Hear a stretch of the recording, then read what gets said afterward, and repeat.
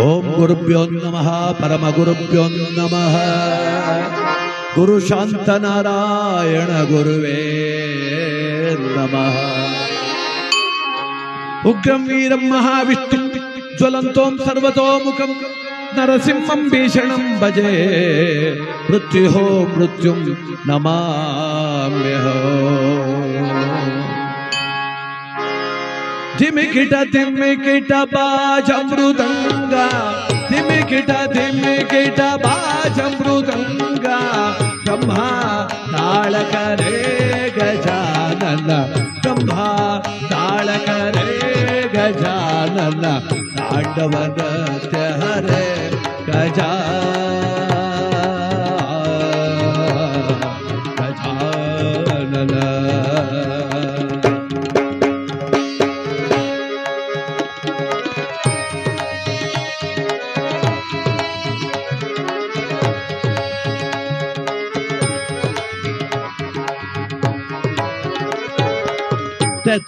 ಕೋಟಿ ಸುರಗಣ ದಾಟಿ ಕೋಟಿ ಸುರಗಣ ದಾಟಿ ಮಧ್ಯೆ ಶಿವಗೌರಿ ಗಜಾನನ ಮಧ್ಯೆ ಶಿವಗೌರಿ ಗಜಾನನ ತಾಂಡವನೃತ್ಯ ಹರೇ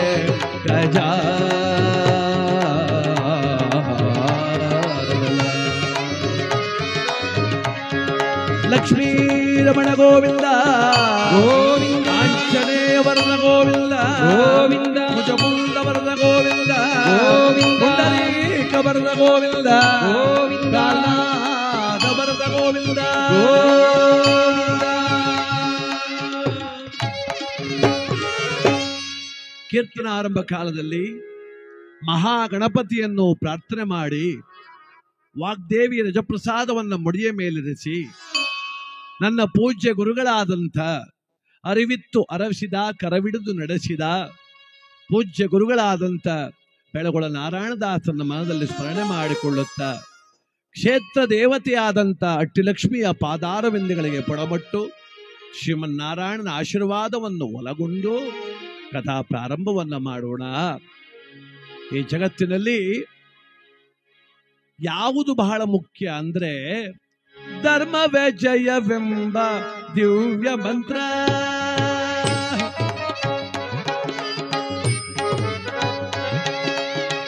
ಧರ್ಮವೇ ಜಯವೆಂಬ ದಿವ್ಯ ಮಂತ್ರ ಅರಿತು ಪಾಲಿಸಬೇಕು ಮಾನವ ಮಾತ್ರ.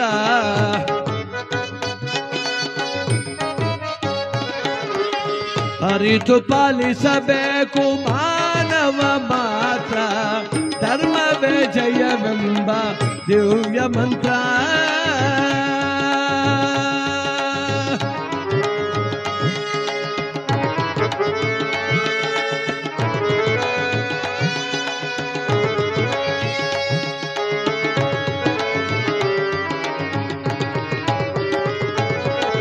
ಭೂಲೋಕದ ಜೀವನವೋ ಕಡೆಗೊಂದು ದಿನ ಮುಗಿಯಲೇಬೇಕು.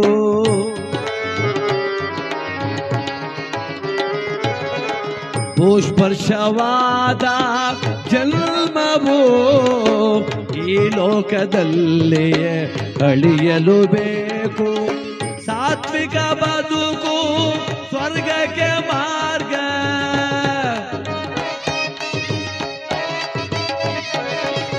ಸಾತ್ವಿಕ ಬದುಕು ಸ್ವರ್ಗಕ್ಕೆ ಮಾರ್ಗ. ಅರಿಯಲು ಮನುಜ ಮರೆಯದೆ ನೀನು.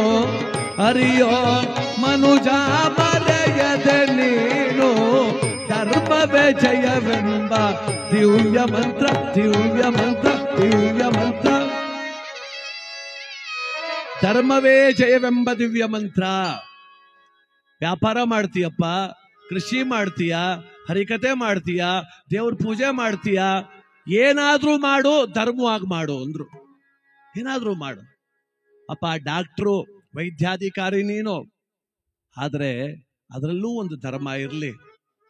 ಬಡರಿಗೊಂಥರ ಚಿಕಿತ್ಸೆ, ಶ್ರೀಮಂತರಿಗೊಂಥರ ಚಿಕಿತ್ಸೆ ಕೊಟ್ರೆ ಅದು ಅಧರ್ಮ. ನಿನ್ನ ವೃತ್ತಿ ಯಾವುದು? ರೋಗಿಯ ನೋವು ಶಮನ ಮಾಡೋದು. ಅದನ್ನ ಧರ್ಮವಾಗಿ ಮಾಡು. ವ್ಯಾಪಾರ ಮಾಡ್ತೀಯಾ, ಯಾರಿಗೋ ಒಂಥರ ವ್ಯಾಪಾರ ಮಾಡೋದು, ಒಬ್ರಿಗೆ 20 ರೂಪಾಯಿ ಕೊಡೋದು, ಒಬ್ರ ಹತ್ರ 30 ರೂಪಾಯಿ ತಗೊಳ್ಳೋದು, ಇದು ತಪ್ಪು, ಇದು ಅಧರ್ಮ. ಧರ್ಮವಾಗಿ ವ್ಯಾಪಾರ ಮಾಡೋದು, ಜೀವನದುದ್ದಕ್ಕೂ ಧರ್ಮ ಇರಲಿ ಅಂದ್ರು.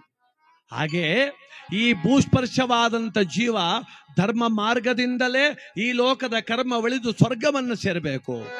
ಯಾರಾದ್ರೇನು, ಯಾರಾದ್ರೂ ಅಷ್ಟೇ, ಮಾನವನಾಗಲಿ ದೇವ ಮಾನವನಾಗಲಿ ದೈವಾಂಶ ಸಂಭೂತನಾಗಲಿ,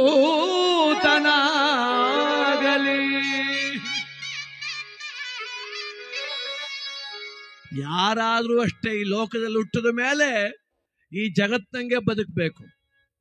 ಅವತರಿಸಿ ಬಂದಂತ ರಾಮಕೃಷ್ಣರ ಅವತಾರವೂ ಈ ಲೋಕದಲ್ಲಿ ಸಮಾಪ್ತಿ ಆಯಿತು. ರಾಮದೇವರು ಬಂದ್ರು, ಕೃಷ್ಣದೇವ ಅವತಾರ ತಾಳದ, ಎಲ್ಲರೂ ಇಲ್ಲೇ ಇದ್ದಾರಾ? ಇಲ್ಲ ಅವ್ರೀಗ. ಹಾಗೆ ಈ ಭೂಲೋಕದಲ್ಲಿ ಎಷ್ಟು ಕಾಲ ಇರಬೇಕೆಂಬುದು ವಿಧಿಯ ನಿಯಮ. ಅದಕ್ಕೆ ಈ ಕಲಿಯುಗವನ್ನ ಕಲಿಪುರುಷ ಆಳ್ತಾನೆ ಅಂತೆ. ಹಾಗೆ ದ್ವಾಪರದಲ್ಲಿ ಅವತರಿಸಿ ಧರ್ಮರಾಜ್ಯ ಸ್ಥಾಪನೆ ಮಾಡಿದಂತ ಸಾಕ್ಷಾತ್ ಶ್ರೀಮನ್ನಾರಾಯಣ ರೂಪವಾದ ಕೃಷ್ಣಾವತಾರ ಯಾಕೆ ಕೊನೆಗಂಡಿತು? ಆ ಒಂದು ಕಥಾಮೃತವನ್ನು ನಾವೆಲ್ಲರೂ ಕೂಡ ಶ್ರವಣ ಮಾಡೋಣ. ಶ್ರವಣೇಂದ್ರಿಯಗಳು ಪಾವನವಾಗಲಿ. ಪರಮಾತ್ಮನ ನಾಮಾಮೃತ ಮನಕಾನಂದವ ನೀಡಲೇ.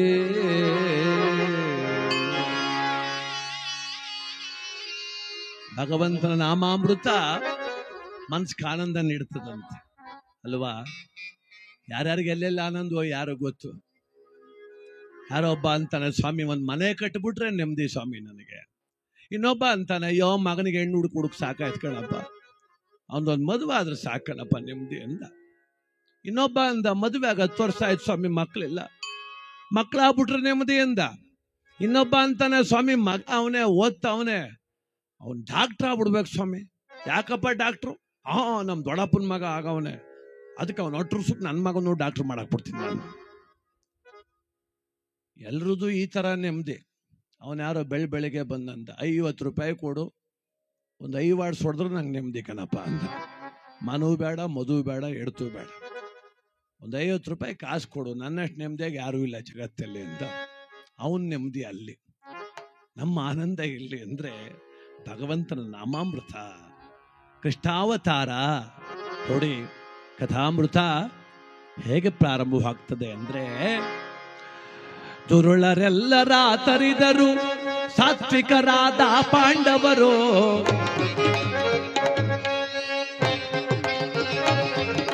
ದುರುಳರೆಲ್ಲರ ತರಿದರು ಸಾತ್ವಿಕರಾದ ಪಾಂಡವರು, ಹರಿಗುರು ಕೃಪೆಯಿಂದಲಿ ತಾವು, ಹರಿಗುರು ಕೃಪೆಯಿಂದಲಿ ತಾವು ಕುರುಕ್ಷೇತ್ರದಲ್ಲಿ ಜಯವನ್ನು ಗಳಿಸಿ, ದುರುಳರೆಲ್ಲರ ತರಿದರು ಅಡ್ಡದುರಾದ ಪಾಂಡವರು, ದುರುಳರೆಲ್ಲರ ತರಿದರು ಸಾತ್ವಿಕರಾದ ಪಾಂಡವರು. ಧರ್ಮ ರಕ್ಷಣೆಗಾಗಿ ಕಂಕಣ ತೊಟ್ಟು ನಿಂತಹ ಕೃಷ್ಣ ಪರಮಾತ್ಮನ ಕೃಪಾ ಕಟಾಕ್ಷದಿಂದ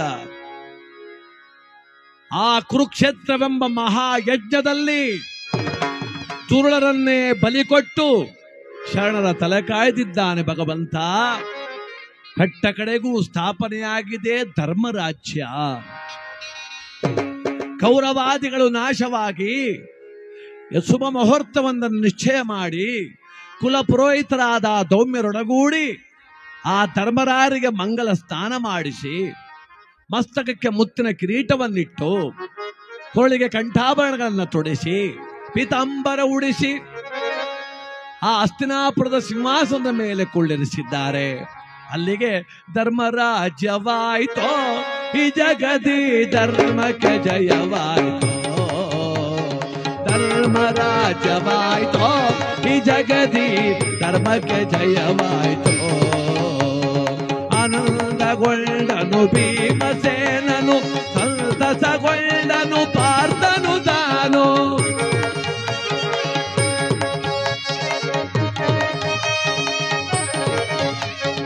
ಆನಂದಗೊಂಡನು ಭೀಮಸೇನನು, ಸಂತಸ ವಂದಿದ ಪಾರ್ಥನು ತಾನು. ಸಂತಸದಿಂದಲಿ ನಕುಲ ಸಹದೇವ, ಸಂತಸಗೊಂಡರು ನಕುಲ ಸಹದೇವರೋ. ಧರ್ಮರಾಜ್ಯವಾಯಿತೋ ಈ ಜಗದಿ, ಧರ್ಮಕ್ಕೆ ಜಯವಾಯಿತೋ. ಧರ್ಮರಾಜ್ಯ ಸ್ಥಾಪನೆ ಆಯಿತು, ಲೋಕದಲ್ಲಿ ಧರ್ಮಕ್ಕೆ ಜಯವಾಯಿತು. ಎಲ್ಲ ಕಡೆಯೂ ಆನಂದ ಸಂತೋಷ.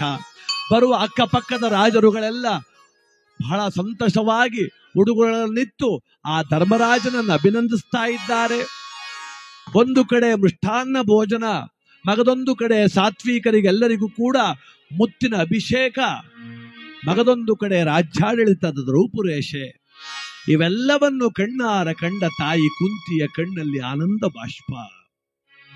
ಕಡೆಗೂ ನನ್ನ ಮಕ್ಕಳಿಗೆ ಆನಂದವಾಯಿತಲ್ಲ, ಕಡೆಗೂ ನನ್ನ ಮಕ್ಕಳು ಸಂತೋಷವಾಗಿದ್ದಾರಲ್ಲ ಅಂತ ಆ ಕುಂತಮ್ಮ ಕುಳಿತಲ್ಲಿ, ಅಪ್ಪ ನೀನೇ ಕಾರಣ, ಕೃಷ್ಣ ನೀನೇ ಕಾರಣ. ಅಪ್ಪ ಈ ನೆಮ್ಮದಿ ಸಂತೋಷಕ್ಕೆಲ್ಲ ನೀನೇ ಕಣಪ್ಪ ಕಾರಣ. ಅದಕ್ಕೆ ಕೃಷ್ಣ ಹೇಳ್ತಿದ್ದಾನೆ, ಅತ್ತೆ ಇದಕ್ಕೆ ನಾನು ಕಾರಣ ಎಂಬುದು ನಿಮಿತ್ತ ಮಾತ್ರ. ಸಾತ್ವಿಕವಾದ ಗುಣಗಳು ನಿನ್ನ ಮಕ್ಕಳಲ್ಲಿದ್ದ ಕಾರಣ ಅವರಿಗೆ ಶುಭವಾಯಿತಷ್ಟೇ, ಚಿಂತೆ ಮಾಡಬೇಡ, ಇನ್ನಾದರೂ ಆನಂದವಾಗಿರು ಅಂದ ಭಗವಂತ ಕೃಷ್ಣ.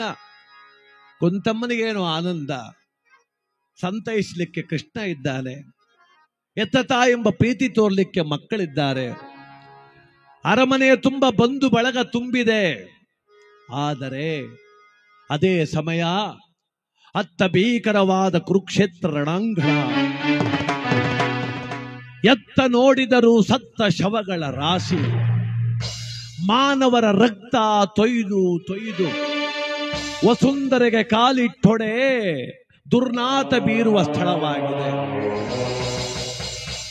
ಶಾಕಿನಿ ಡಾಕಿನಿಯರ ಆರ್ಭಟ ಒಂದು ಕಡೆ, ಮುರಿದು ಬಿದ್ದ ರಥಗಳು, ಸೊಂಡಿಲು ಕತ್ತರಿಸಿ ಉರುಳಿದ ಆನೆಗಳು, ಕಾಲು ಕತ್ತರಿಸಿ ಬಿದ್ದ ಕುದುರೆಗಳು, ಮುರಿದ ಖಡ್ಗ ಗದ ದಂಡ ಬಿಲ್ಲು ಬಾಣ.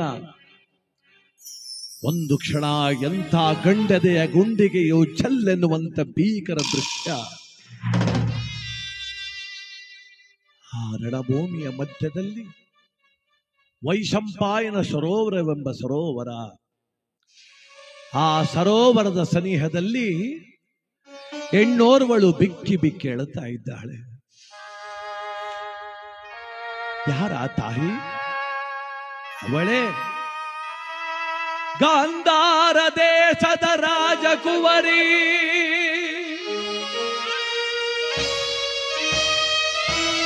ಧೃತರಾಷ್ಟ್ರನ ಧರ್ಮಪತ್ನಿ.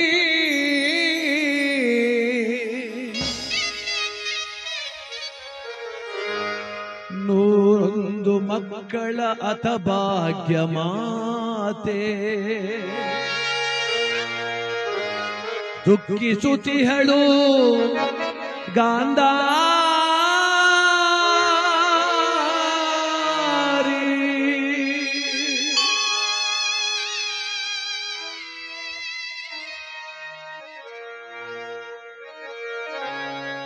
ವೈಶಂಪಾಯನ ಸರೋವರ ಸನಿಹದಲ್ಲಿ ದುಃಖ ಮಾಡುತ್ತಿರುವರು ಬ್ಯಾರಾರು ಅಲ್ಲ, ಗಾಂಧಾರ ದೇಶದ ರಾಜಕುಮಾರಿ, ಆ ಚಂದ್ರ ವಂಶದ ದೊರೆ ಧೃತರಾಷ್ಟ್ರನ ಧರ್ಮಪತ್ನಿ, 101 ಮಕ್ಕಳ ಪಡೆದ ಹತಭಾಗ್ಯ ತಾಯಿ, ಅವಳೇ ಗಾಂಧಾರಿ. ಮಗನಾದ ಸುಯೋಧನನ ಶವದ ಮೇಲೆ ಬಿದ್ದು ಬಿಕ್ಕಿ ಬಿಕ್ಕಿ ಹೇಳ್ತಾ ಇದ್ದಾಳೆ, ಕಂದ ಸುಯೋಧನ, ಅಯ್ಯೋ ಯಾವ ಜನ್ಮದಲ್ಲದೇನು ಪಾಪ ಮಾಡಿ ತಾಯಿಯ ಮಗನಾದೆಯೋ ಮಗನೇ. ಹುಟ್ಟಿದಾಗಿನಿಂದಲೂ ನಿನ್ನನ್ನು ವಿರೋಧಿಸುವರಿಗೆ ನಿನ್ನ ಗುಣವೇ ಅರ್ಥವಾಗದೆ ಹೋಯಿತಲ್ಲ ಕಂದ. ಸ್ವಸಾಮರ್ಥ್ಯದಿಂದ ಈ ಸಾಮ್ರಾಜ್ಯ ಪಾಲನೆ ಮಾಡಬೇಕು, ಈ ಹಸ್ತಿನಾಪುರವನ್ನಾಳಬೇಕೆಂಬ ಆಸೆ ಪಟ್ಟಿದ್ದು ನಿನ್ನ ಅಪರಾಧವೇ. ಹೇಗೆ ನೀನು ಚಂದ್ರವಂಶದ ಕುಡಿ ಅಲ್ಲವೇನೋ ಕಂದ. ಮುನಿ ಮಂತ್ರ ಕುಟ್ಟಿದ ಮಕ್ಕಳಿಗೆ ರಾಜ್ಯವಾಳುವ ಯೋಗ್ಯತೆ ಇದೆ, ನಾನು ಪಡೆದ ಮಗನಿಗಿಲ್ಲವೇ? ಅಯ್ಯೋ ಅಯ್ಯೋ ಮಗನೇ, ಈ ಘೋರ ದುರಂತವನ್ನು ನೀ ನೋಡಬೇಡ ಎಂದೇ ವಿಧಿ ನನ್ನ ಕಣ್ಣಿಗೆ ಬಟ್ಟೆ ಕಟ್ಟಿಸಿ ಬಿಟ್ಟನೆ. ಸುಯೋಧನ ಕಂದ ಮಗನೇ, ಪುತ್ರ ವಿಯೋಗವ ಸಹಿಸಲೆಂತೋ, ಪುತ್ರ ವಿಯೋಗವ ಸಹಿಸಲೆಂತೋ, ತಾಳಲಾರೆನು ಈ ವೇದನೆಯನು, ಪುತ್ರ ವಿಯೋಗವ ನಾ ಸಹಿಸಲೆಂತೋ.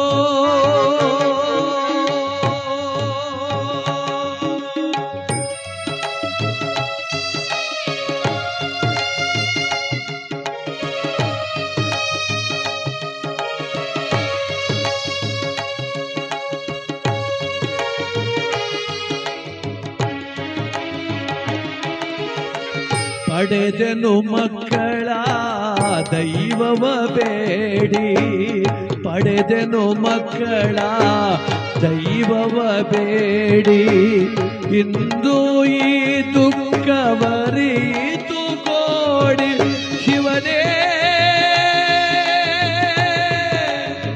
ಶಿವನೇ ಶಿವನೇ, ಅತ ಭಾಗ್ಯ ಗಾಂಧಾರಿ ಈ ಅಳುವ ಕೇಳುವರಿಲ್ಲ ಚಿತೆಯೊಳಗೆ, ಪುತ್ರ ವಿಯೋಗವ ಸಹಿಸಲೋತೋ, ಪುತ್ರ ವಿಯೋಗವ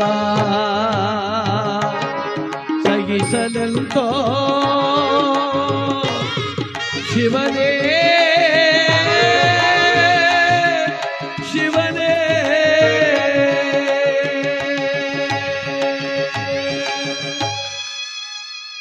ಬಿಕ್ಕಿ ಬಿಕ್ಕಿ ಹೇಳುತ್ತಾ ತಾಯಿ, ಮಗನಾಗಲಿಕ್ಕೆ ದುಃಖ ಸಹಿಸಲಾಗ್ತಾ ಇಲ್ಲ.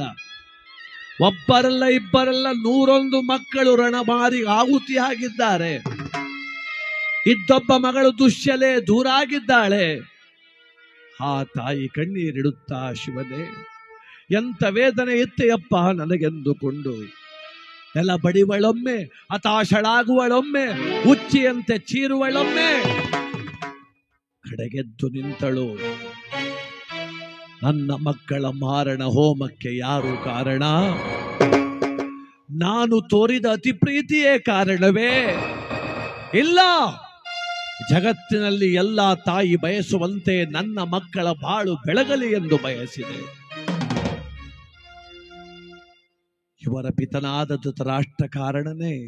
ಅಯ್ಯೋ, ಕಣ್ಣಿಲ್ಲದಿದ್ದರೂ ಮನದಲ್ಲೇ ಮಕ್ಕಳ ಶ್ರೇಯಸ್ಸನ್ನು ನೋಡುವ ಆಸೆ ಪಟ್ಟವನು ನನ್ನ ಸಹೋದರ ಶಕುನಿಯೇ. ಕ್ರೋಧ ಕ್ರೋಧ ಎಂದುಕೊಂಡು ಅವನೂ ನಾಶವಾಗಿ ಹೋದ. ನನ್ನ ಮಕ್ಕಳ ಈ ಮಾರಣ ಹೋಮಕ್ಕೆ ಕಾರಣ ಅವರೇ ಪಾಂಡವರು. ಆದರೆ ದುರ್ಬಲರಾದ ಇವರು ಪಾಂಡವರು ನನ್ನ ವಂಶನಾಶ ಮಾಡಿದರು ಎಂದರೆ ಅವರ ಹಿಂದೆ ಕಾಣದ ದಿವ್ಯವಾದ ಶಕ್ತಿಯೊಂದಿತ್ತು. ಯಾವುದಾ ಶಕ್ತಿ? ಯಾರ ನನ್ನ ಶತ್ರು? ಅವನೇ ಕುರು ವಂಶದ ಶತ್ರು ಕೃಷ್ಣ. ಕೃಷ್ಣ, ನೀನು ಕಾರಣ ನನ್ನ ಮಕ್ಕಳ ಸಾವಿಗೆ ಎಂದ ಗಾಂಧಾರಿ ಬಾಚಿಕೊಂಡಳು ಭಗಚ ಧೂಳ. ತಲೆ ಕೆದರಿ ನಿಂತಳು ದುರ್ಗೆಯ ತೆರದಲ್ಲಿ. ಕೆಲವೆಲವ ಕೃಷ್ಣ, ಯಾವ ತೆರನಾಗಿ ನನ್ನವರಿಂದ ನನ್ನ ವಂಶನಾಶವಾಯಿತೋ ಅದೇ ತೆರನಾಗಿ ಯಾದವರಿಂದಲೇ ಯಾದವ ವಂಶ ನಾಶವಾಗಲಿ ಎಂದು ಇತ್ತಳು ಶಾಪವ ಗಾಂಧಾರಿ. ಇತ್ತಳು ಶಾಪವ ಗಾಂಧಾರಿ, ಇತ್ತಳು ಶಾಪವ ಗಾಂಧಾರಿ.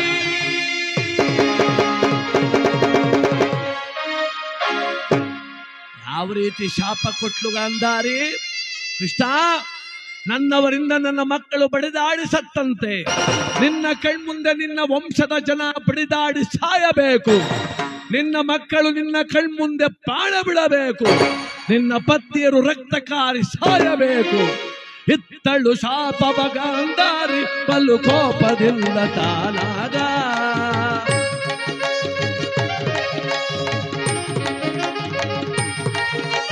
ಯಾದವ ವಂಶ ನಾಶವಾಗಲಿ ಎಂದು ಕ್ಷುದ್ರತನದಿ,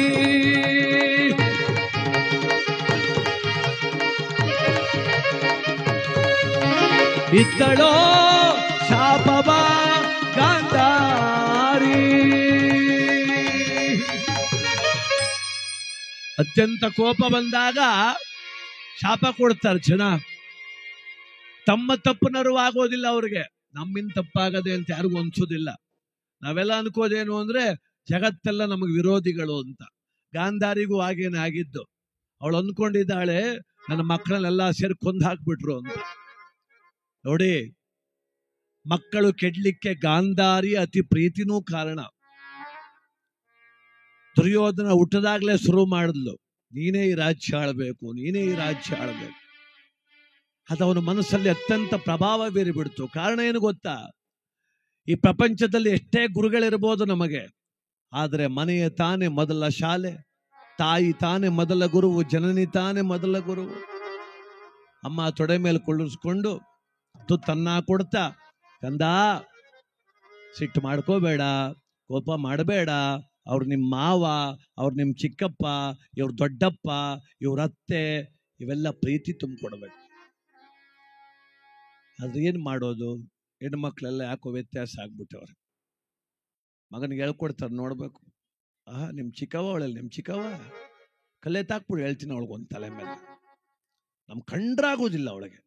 ನೀನು ಹುಷಾರಾಗಿರೋ, ಅವ್ರ ಮನೆಗೆ ಓದಿದೀಯ ಅಂತ ಹುಡ್ತಿದಂಗೆ ಕ್ರೋಧ ತುಂಬಕ್ಕೆ ಶುರು ಮಾಡ್ತೀವಿ ನಾವು.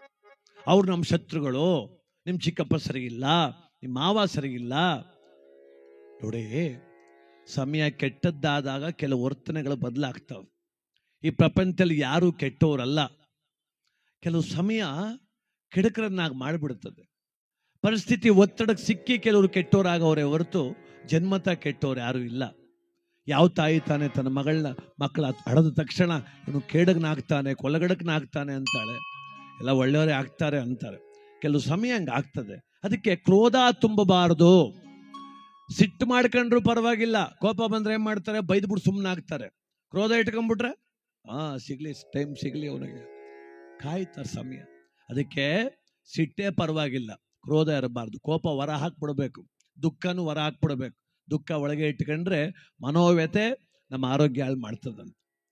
ಗಾಂಧಾರಿ ಹೇಳ್ತಾಳೆ, ನನ್ನ ಮಗ ಹಾಳಾಗ್ಲಿಕ್ಕೆ ಯಾರೋ ಕಾರಣ, ಅವಳು ಕಾರಣ. ಕೆಲವು ತಾಯಂದ್ರೆ ಅವರೇ ನೋಡ್ಬೇಕು. ಎಲ್ಲೋ ಮನೆ ಹರಿಕತ್ಗೆ ಹೋಗ್ಬೇಕಿತ್ತು, ಬಸ್ ಹತ್ತು ಕೂತ್ಕೊಂಡೆ, ಬಸ್ ಹೊರಟೇ ಬಿಡ್ತು. ಯಾರೋ ಒಬ್ಬಮ್ಮ ಒಂದು ಹುಡುಗನ್ ಹಿಡ್ಕೊಂಡ್ ಕೈ, ಬಸ್ ಹೊರಟ್ಬಿಡ್ತು. ಹುಡುಗನ ಕೈ ಹಿಡ್ಕ ಓಡ್ ಬತ್ತಾವಳು, ನಿಲ್ಸಯ್ಯೋ ಬಸ್ಸು ಅಂದ್ಲು. ನಿಲ್ಸ್ತಾ ಬಸ್ಸು. ದಡ ಬುಡ ಅಂತ ಹತ್ತಿದ್ಲ ಅಮ್ಮ. ನನ್ನ ಪಕ್ಕ ಸೀಟ್ ಖಾಲಿ ಅದೇ, ಕುಂತ್ಕೊಂಡ್ಲು ತಾಯಿ. ಪಕ್ಕದಲ್ಲಿ ಮಗ ನಿಂತವನ, ಎದೆ ಉದ್ದ ಬೆಳೆದವನ ಹುಡುಗ. ಬಾಪ ಇಲ್ಲಿ, ಏನಮ್ಮ ಅಂತ, ತೊಡೆ ಮೇಲೆ ಮಲ್ಕೋ ಅಂದ್ಲು. ಇಷ್ಟು ಉದ್ದ ಇವನೇ, ನಾನಾಗ ತೊಡೆ ಮೇಲೆ ಮಲ್ಕೊಳ್ಳಿ, ನಿಂತ್ಕತೀನಿ ಅಂತ ಅವನು. ಬಾರೋ ಮಲ್ಕೋ. ಯಾಕಮ್ಮ ನಾನು ತೊಡೆ ಮೇಲೆ ಮನಿಕೋಬೇಕು ಅಂದ. ನಿಂತಿದ್ರೆ ಬಸ್ ಚಾರ್ಜ್ ಕೊಡ್ಬೇಕಾಯ್ತದೆ, ಕಂಡಕ್ಟ್ರ್ ಹೋಗಂಡು ಮನಿಕೋಬಿಡು ಅಂತ ಅವನು. ಅವನೇ ಥೋ ನಂಗೆ ನಾಚಿಕೆ ಆಯ್ತದೆ, ನಾನು ಮನಿಕೋದಿಲ್ಲ ಅಂತ. ನಿನ್ನ ನಾಚಿಕೆ ಮನೆ ಹಾಳಾಗ, 30 ರೂಪಾಯಿ ಉಳಿತದೆ, ಮಲಿಕಳ್ಳ ಐಸ್ ಕ್ರೀಮ್ ತಕೊಟ್ರನು ಅಂತ ಅವಳು. ನಾನು ಮಲಿಕೋದಿಲ್ಲ ಅಂದವನು. ಬಾಯ್ಲಿ ಏನೋ ಹೇಳ್ತೀನಿ ಅಂದ್ಲ. ಅಮ್ಮ ಏನೋ ಹೇಳ್ತಾಳೆ ಅಂತ ಬಂದು ಬಗ್ಕಂಡ ಕತ್ತಿಡ್ದು ಅಮ್ಮಕ್ಬಿಟ್ಟು ಸರಿಗಲ್ಲಿ ಮಗ ಮುಚ್ಚಿಬಿಟ್ಲತ್ತ. ಆ ಹುಡುಗ ಬುಡವೋ ಅಂತ ಕತ್ತೆತ್ತದೆ, ಇವಳು ಬಿಡ್ತಿಲ್ಲ, ಮಲಕು. ಕಂಡಕ್ಟರ್ ಹೊಂಟಲ್ಲಿ ಮಲಕು. ಕಂಡಕ್ಟ್ರು ಬಂದ್ರು, ನೋಡಿದ್ರು, ಕೊಡಮ್ಮ ಆಧಾರ್ ಕಾರ್ಡು, ನಿಂಗೆ ಫ್ರೀ ಟಿಕೆಟ್. ಆ ಹುಡುಗನಿಗೆ ಅರ್ಧ ಚಾರ್ಜ್ 30 ರೂಪಾಯಿ ಅಂದ್ರು. ಕೋಪ ಬಂದ್ಬಿಡ್ತಿ ಒಳಗೆ. ಇಷ್ಟೆಲ್ಲ ಮಾಡಬೇರೆ ಸರಗ್ ಮುಚ್ಚ ಮನಗ್ಸವಳು ಅವಳು. ಹಂಗೂ ಕಣ್ಣಲ್ಲ ಇವನು ಯಾರು. ಯಾವ ಸಿಮೆ ಬಸ್ಸಪ್ಪ ನಿಂದು? ಅಲ್ಲ, ತೊಡೆ ಮೇಲೆ ಮಲಗಿರು ಮಗುಗೆ ಯಾರ ಕಾಸು ಕೊಟ್ಟಾರ? ಹೋಗು ಮುಂದಕ್ಕೆ. ಅವನಂದ, ಏನು ಹೋಗು ಮುಂದಕ್ಕೆ ಅಂತಿಲ್ಲ, ಏನು ಭಿಕ್ಷಾ ಕೇಳ್ತಾವನಮ್ಮ ನಿನ್ನ ಹತ್ರ? ನಾನು ಬಸ್ ಕಂಡಕ್ಟ್ರು ಕಣಮ್ಮ. ಅಲ್ಲ, ನೀ ತೊಡೆ ಮೇಲೆ ಮಲ್ಸ್ಕೊಂಡ್ಬಿಟ್ರೆ ಅದು ಮಗು ಆಗೋಯ್ತದ? ಅದು ಅಲ್ಲ, ಅದೆಂತ ಮಗು ಅದು, ಕಾಲೇ ಅಷ್ಟು ಉದ್ದಾವೆಲ್ಲ ಅಂದ ಅವನು. ಅವಳು ಅಂತಾಳ, ಅಯ್ಯಯ್ಯ ನೀನ್ ಕಣ್ಣು ಮುರಿದೊಣ್ಣೆ ಯಾಕ? ಕಣ್ಣೆಸ್ರು ಆಗ್ತೀಯಲ್ಲೋ? ಇರುನು ಒಬ್ಬ ಮಗ ಚಿಕ್ಕ ವಯಸ್ಸಲ್ಲಿ ಕುರ್ಕುರೆ ತಿನ್ಬಿಟ್ಟಂಗೆ ಬೆಳಕಣ್ಣ ಅವನೇ ಸುಮ್ಮನೆ ಮುಂದ್ಕೊಂಡು ಹೋಗು ಅಂತ. ಇಬ್ರಿಗೂ ದೊಡ್ಡ ಜಗಳ. ನಾನು ಪಕ್ಕದಲ್ಲಿ ಕೂತಿದ್ದೆ, ಸುಮ್ಮನೆ ಕೂತ್ಕೊಬೇಕಿತ್ತು. ಅಮ್ಮ ಹಂಗೆಲ್ಲ ಮಾಡಬಾರ್ದು, 3 ವರ್ಷ ಆದ್ಮೇಲೆ ಪೂರ್ತಿ ಚಾರ್ಜ್, ಅರ್ಧ ಚಾರ್ಜ್ ಕೊಡ್ಬೇಕು. ಕೊಟ್ಬಿಡು ಒಂದೇ ಕಣಪ್ಪ. ಕಣ್ಣ ಕಬ್ಬಾಳಮ್ಮ ಬಿಟ್ಟಂಗ್ಬಿಟ್ಬಿಡ್ಲು ನನ್ನ ಮೇಲೆ. ಬಾಯಿ ಮುಚ್ಕ ಕೂತ್ಕಳೆ, ನಿನಗಾಕ ನನ್ನ ಸುದ್ದಿ ಜಾಸ್ತಿ ಇದ್ರೆ ನೀನೇ ಕೊಡು ಅಂದ್ರು. ತಪ್ಪಾಯ್ತು ಬಿಡವ, ನೀನು ಸುದ್ದಿಗೆ ಬರುವುದಿಲ್ಲ ಅಂದೆ. ಕಂಡಕ್ಟರ್ ಅಂದ್ರು, ಅದು ಮಗು ತಾನೆ, ಸರಿಗೆಲ್ಲ ಯಾಕಮ್ಮ ಮೊಕ ಮುಚ್ಚಿ ಮನಗಿಸಿದ್ದೆ ನೀನು, ತೆಗೆದು ತೋರಿಸು ನೋಡ್ಬಿಟ್ಟು ಹೊಂಟಾಯ್ತೀನಿ ಅಂದ್ರು. ಹೋಗಯ್ಯೋ, ನಿನ್ನ ಮಕ ನೋಡಿ ನನ್ನ ಮಗ ಎದ್ರಕೊಂಡ್ಬಿಡ್ಲಿ ಅಂತ ಮಾಡಿದ್ಯಾ? ಮೊದಲೇ ಕರ್ರಗ್ ದೆವ್ವ ಇದ್ದಂಗಿದ್ದೀಯ ಅಂದ್ಲು. ಈ ಒಳಗೆ ಮನಗಿದ ಮಗ ಸುಮ್ಮನಿಕೋಬೇಕೋ ಬೇಡವಾ? ತೆಗಿಯವೋ, ಫಸ್ಟ್ ಇಯರ್ PUC ಓದ್ತೀನಿ, ನನ್ನ ಮಗಂಗೆ ನಾನು ಯಾಕಿದ್ರೆ ಕಂತೀನಿ ಅಂತ ಅವನು ಬೇಡ. 30 ರೂಪಾಯಿ ಉಳಿಸೋಕೆ ಮಗನಿಗೆ ಮೋಸದ ಮಾರ್ಗವನ್ನೇ ತಾಯಿ ತೋರಿಸಿದ ಮೇಲೆ ಅವನು ದುರ್ಯೋಧನ ತಾನೇ ಆಗ್ಬೇಕು ಮುಂದಕ್ಕೆ. ಧರ್ಮರಾಯ ಎಲ್ಲ ಆಗ್ತಾನೆ? ಗುಣ ಕಲ್ಸದ ರೀತಿ ತಾನೇ ಆಗೋದು. ಬೆಳೆವ ಸಿರಿ ಮೊಳಕೆಯಲ್ಲಿ ಅಂದ್ರು. ಒಬ್ಬ ರೈತ ಒಂದು ಸಸ್ಯ ನೆಡ್ತಾನೆ, ಆ ಸಸ್ಯ ನೆಟ್ಟು ಪಕ್ಕಕ್ಕೊಂದು ಕೋಲ್ ಕಟ್ತಾನೆ. ಯಾಕೆ? ಸಸ್ಯ ಬೆಳೀತದೆ, ಹೆಂಗಂಗೋ ಬೆಳೆದ್ರೆ ಆಗುದಿಲ್ಲ, ನೇರಕ್ಕೆ ಬೆಳಿಬೇಕು. ಹಾಗೆ ಇವತ್ತಿನ ಮಕ್ಕಳಿಗೆ ವಿದ್ಯೆ ಚೆನ್ನಾಗಿದೆ, ಜ್ಞಾನ ಎಲ್ಲ ಇದೆ, ತುಂಬಾ ಚೆನ್ನಾಗಿ ಓದ್ತಾರೆ. ಅವ್ರಿಗೆ ಆ ವಿದ್ಯೆ ಜೊತೆಗೆ ಸಂಸ್ಕಾರ ಅನ್ನೋದೊಂದು ಕೋಲ್ ಪಕ್ಕದಲ್ಲಿ ಕಟ್ಟಿದ್ರೆ ಅವರ ಭವಿಷ್ಯಕ್ಕೆ ದೊಡ್ಡ ಬುನಾದಿ ಹಾಕ್ತಾಗ ನಾವು. ಯಾಕೆ ಮಾತು ಹೇಳಿದೆ ಅಂದ್ರೆ, ಗಾಂಧಾರಿ ಮಕ್ಕಳು ಬೆಳೆಸಿದ ರೀತಿನೇ ಸರಿ ಇಲ್ಲ. ಕ್ರೋಧ ತುಂಬಿದವಳು ಅವಳು, ಮಕ್ಕಳೇ ಬೇಡ ಅಂತ ಹೇಳಲಿಲ್ಲ. ಅದಕ್ಕೆ ನಾವ್ಯಾವತ್ತೂ ಕೂಡ ಮಕ್ಕಳನ್ನ ಸನ್ಮಾರ್ಗದಲ್ಲಿ ನಡೆಸೋ ಪ್ರಯತ್ನ ಮಾಡೋಣ. ಹೀಗೆ ಗಾಂಧಾರಿ ಶಾಪವಿತ್ತರೆ ಅತ್ತ ದ್ವಾರಕಾ ನಗರದಲ್ಲಿ ಭಗವಂತ ಪರಮಾತ್ಮ, ಕೃಷ್ಣ ಪರಮಾತ್ಮ ಮುರಳಿ ಲೋಲ ಪರಮಾತ್ಮ ಪವಡಿಸಿದ್ದಾನೆ. ಯದುಕುಲ ನಂದನ ಯಾದವಾಗ್ರಣಿ ಜಗದೊಡೆಯ ಕೃಷ್ಣ, ಆನಂದದಿಂದಲಿ ದ್ವಾರಕೆಯಲ್ಲಿ ಪವಡಿಸಿರುವನು ಪರಮಾತ್ಮ. ಯದುಕುಲ ನಂದನ ಯಾದವಾಗ್ರಣಿ ಜಗದೊಡೆಯ ಕೃಷ್ಣ.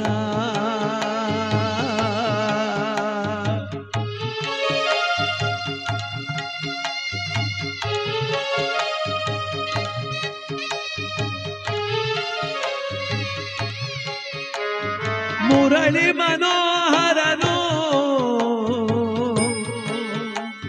ಜಗದಾದಿ ವಂದನೋ, ಮುರಳಿ ಮನೋಹರನು ಜಗದಾದಿ ವಂದನೋ.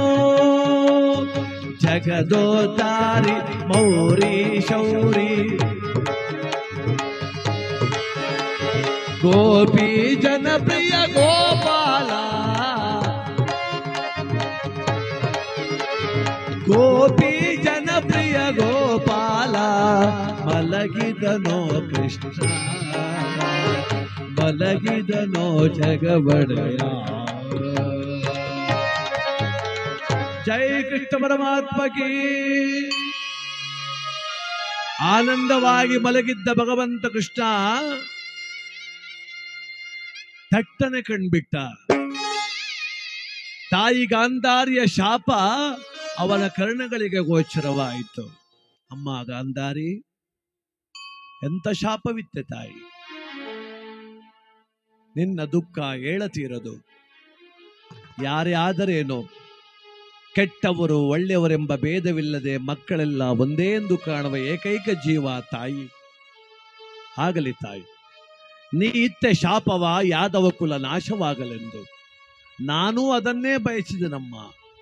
ಕಾರಣ, ನಾ ಬಂದ ಕಾರ್ಯ ಮುಗಿದ ಮೇಲೆ ಈ ಜಗದಿಂದ ತೆರಳಬೇಕಾದ ಅವಶ್ಯಕತೆ. ಆಗಲಿ ಗಾಂಧಾರಿ, ನಿನ್ನ ಶಾಪ ಆದಷ್ಟು ಬೇಗ ನೆರವೇರಲಿ. ನೀನು ಕೊಟ್ಟ ಶಾಪ ನೆರವೇರಲಿ ತಾಯಿಯಿಂದ. ಹೀಗಿರುವಂತಹ ಕೃಷ್ಣನ ದ್ವಾರಕಾ ಪಟ್ಟಣ ಹೇಗಿದೆ? ಆ ಸುಂದರವಾದ ದ್ವಾರಕೆ, ಬಲು ಸುಂದರವಾದ ದ್ವಾರಗಳುಳ್ಳಂತ ನಗರ ಅದು ದ್ವಾರಕೆ. ಆಳೋರ್ಯಾರು? ರಾಜ ಯಾರು? ಕೃಷ್ಣ ಅಲ್ಲ, ಬಲರಾಮದೇವರು. ಕೃಷ್ಣ ಯಾವತ್ತೂ ರಾಜ ಆಗ್ಲಿಲ್ಲ, ರಾಜರನ್ನು ಮಾಡ್ದ, ಕಿಂಗ್ ಮೇಕರ್. ಈಗೆಲ್ಲ ಹೇಳ್ತಾರೆ ರಾಜಕೀಯದಲ್ಲಿ ಕಿಂಗ್ ಮೇಕರ್ ಅಂತ. ಈ ರಾಜತಂತ್ರ ನಿಪುಣತೆ ಎಲ್ಲಿಂದ ಬಂತು ಅಂದ್ರೆ ಕೃಷ್ಣನಿಂದ ಬಂತು.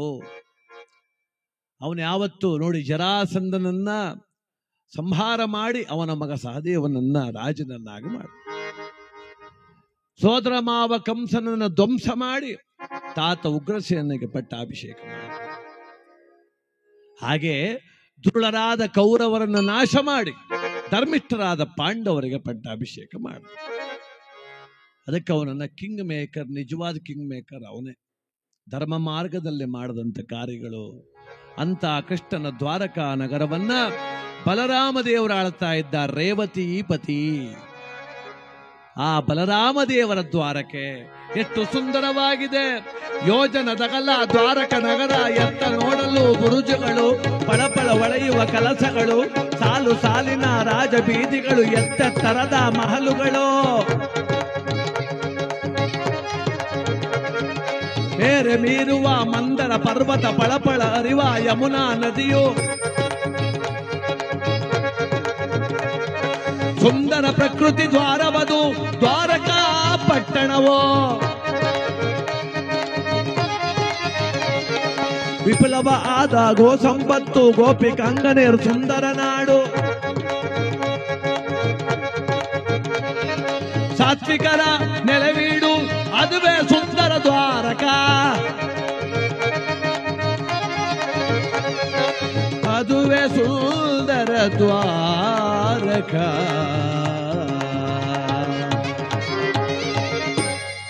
ವಿಶಾಲವಾದ ರಾಜಬೀದಿ, ಎತ್ತರವಾದಂತ ಮಹಲುಗಳು, ಪಳಪಳ ಹೊಳೆವ ಹೊನ್ನ ಕಲಸಗಳು.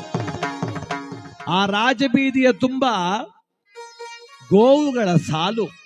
ಯಾಕೆ ಅಂದ್ರೆ ಯಾದವ ವಂಶದ ಮೂಲ ಗೋ ಸಂಪತ್ತು, ವಿಪುಲವಾದ ಗೋ ಸಂಪತ್ತು. ಈ ಧರೆಯನ್ನ ಪಾಲನೆ ಮಾಡಿದಂಥ ಯಾದವರು ಒಂದು ಕಾಲದಲ್ಲಿ ಪ್ರಪಂಚವನ್ನ ಆಳದವರು. ಅದಕ್ಕೆ ಕಾರಣ ಗೋರಕ್ಷೆ.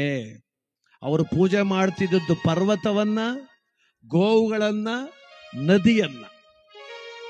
ಅಂತ ಯಾದವರ ನಾಡಲ್ಲಿ ಎಲ್ಲಿ ನೋಡಿದರೂ ವಿಪುಲವಾದ ಗೋವುಗಳು, ಗೋಪಿಕಾಂಗನೆಯರು, ಗೋಪಾಲಕರು, ಪಶುಪಾಲನೆಯೇ ಪರಮಾತ್ಮನ ಸೇವೆ ಎಂದು ಆನಂದವಾಗಿ ಜೀವನ ಮಾಡ್ತಿದ್ದಂತಹ ದ್ವಾರಕಾ ಪಟ್ಟಣ. ಕೃಷ್ಣ ಅಷ್ಟಮಹಿಷಿಯರು, ಅವನ ಮಕ್ಕಳು ಬಲರಾಮ, ರೇವತಿ, ಅಕ್ರೂರ, ಸಾತ್ಯಕಿ, ಕೃತವರ್ಮ, ಹಲವಾರು ಅತಿರಥ ಮಹಾರಥರ ಬೀಡು ಅದು ದ್ವಾರಕಾ ನಗರ. ಇಂಥ ಸುಂದರವಾದ ದ್ವಾರಕೆಯಲ್ಲಿ ಎಲ್ಲರೂ ಉತ್ತಮರೇ, ಶ್ರೇಷ್ಠರೇ ಅನ್ನೋ ಹಂಗಿಲ್ಲ. ಯಾಕೆ ಅಂದ್ರೆ ದೀಪದ ಕೆಳಗೆ ಕತ್ತಲು. ಒಂದು ದೀಪ ಪ್ರಕಾಶಮಾನವಾಗಿ ಉರಿತಿದೆ ಅಂದ್ರೆ ಅದ್ರ ಕೆಳಗೊಂದು ಸ್ವಲ್ಪ ಕತ್ತಲಿರ್ತದಂತೆ. ಹಾಗೆ ಕೃಷ್ಣನ ನಾಡಲ್ಲೂ ಕೂಡ ಕೆಲವು ಅನರ್ಥಕಾರಿಗಳಿದ್ರು, ದೈವ ನಿಂದಕರಿದ್ರು, ಪರಪೀಡಕರಿದ್ರು, ಕುಚೋದ್ಯ ಮಾಡೋರಿದ್ರು, ಕುಚೋಷ್ಟ ತೋರೋರಿದ್ರು. ದುರಾದೃಷ್ಟ ಏನು ಅಂದ್ರೆ ಅವರೆಲ್ಲರ ಗುಂಪಿಗೆ ನಾಯಕ ಒಬ್ಬ ಇದ್ದ. ಅವನು ಬೇರೆ ಯಾರೂ ಅಲ್ಲ, ಅವನೇ ಕೃಷ್ಣ ಜಾಂಬವತಿಯ ಮಗ ಸಾಂಬ. ನೋಡಿ, ಕೆಟ್ಟ ಮಗ ಕೃಷ್ಣನ ಹೊಟ್ಟೆಯಲ್ಲೂ ಹುಟ್ಟಿದ್ದ. ಅದಕ್ಕೆ ಈ ಲೋಕದಲ್ಲಿ ಯಾರು ಅಳುಕ್ ಹೋಗ್ಬೇಡದು. ನನ್ನ ಮಗ ಸರೋಲಿಲ್ಲ, ನನ್ನ ಮಗ ಸರೋಲಿಲ್ಲ ಅಂತೀವಲ್ಲ. ಕೃಷ್ಣನ ಮಗನೇ ಸರಿ ಹೋಗಿರ್ಲಿಲ್ಲ ಪುಣ್ಯಾತ್ಮ. ವಂಶದ ಹೆಸರು ಹಾಳು ಮಾಡೋಕೆ ಒಬ್ಬ ಹುಟ್ಟಿದ್ದ. ಎಲ್ಲರೂ ಒಳ್ಳೆಯವರಾದ್ರೆ ಆಗೋದಿಲ್ವಲ್ಲ, ಒಬ್ರು ಬೇಕಾಗ್ತಾರೆ. ಇವತ್ತು ಎಂತೆಂಥ ವಂಶದ ಮರ್ಯಾದೆ, ಎಂತೆಂಥ ಮಕ್ಳು ಕಳೀತಾವ್ರು ಗೊತ್ತಾ? ಒಂದು ಪೆನ್ ಡ್ರೈವ್ ಕಳೆದಾಕ್ಬಿಡ್ತು ವಂಶದ ಮರ್ಯಾದೆಯ. ಅಂತಂತ ಮಕ್ಳು ಹುಟ್ಕ ಕೂತವ್ರು ಜಗತ್ತೊಳಗೆ, ಪುಣ್ಯಾತ್ಮರು. ಹಾಗೆ ಕೃಷ್ಣನ ಪುತ್ರ ಸಾಂಬ ಆ ಕುಟಿಲರ ಮೈಗಳ್ಳರ, ಸೋಂಬೇರಿಗಳ, ದೈವ ನಿಂದಕರ ಗುಂಪಿಗೆ ನಾಯಕ. ಅವನು ಯಾರಿಗೂ ಗೌರವ ಕೊಟ್ಟವನಲ್ಲ, ಗುರುದ್ರೋಹಿ ಅವನು. ಸದಾಕಾಲ ವ್ಯರ್ಥವಾಗಿ ತನ್ನೊಳಗೆ ಆ ಒಗಳು ಭಟ್ರನ್ನ ಕುಳ್ಳಿರಿಸಿಕೊಂಡು ಕಾಲಹರಣ ಮಾಡ್ತಿದ್ದ. ಈಗಿರಬೇಕಾದ್ರೆ ಒಂದು ದಿನ ಒಂದು ಮಂಟಪದಲ್ಲಿ ಇವರೆಲ್ಲ ಕುಳಿತಿದ್ದಾರೆ. ರಾಜ ಬೀದಿಯಲ್ಲಿ ಆ ಕಾರ್ಯಗಳೆಲ್ಲ ನಡೀತಿದ್ದಾವೆ, ಮಾರುಕಟ್ಟೆಯಲ್ಲಿ ವ್ಯಾಪಾರ ನಡೀತಿದೆ. ಈಗಿರಬೇಕಾದ್ರೆ ಆ ದ್ವಾರಕಾ ನಗರಕ್ಕೆ ಒಬ್ಬ ಗುರುಗಳು ಬರ್ತಿದ್ದಾರೆ. ಯಾರವರು? ಪರಶಿವನ ಅಪರಾವತಾರ,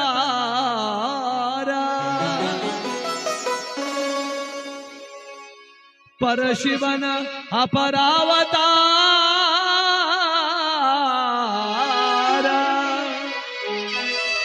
ಪರಮ ಪೂಜ್ಯರು ತಪೋನಿಧರಾದ ದೂರ್ವಾಸ ಮುನಿಗಳು. ಸಾಕ್ಷಾತ್ ಪ್ರಳಯ ರುದ್ರನೇನೋ ಎಂಬಂತೆ, ಪರಶಿವನ ಅಪರಾವತಾರವೇನೋ ಎಂಬಂತಿದ್ದಂತ ದೂರ್ವಾಸ ಮುನಿಗಳು ಬರ್ತಾ ಇದ್ದಾರೆ.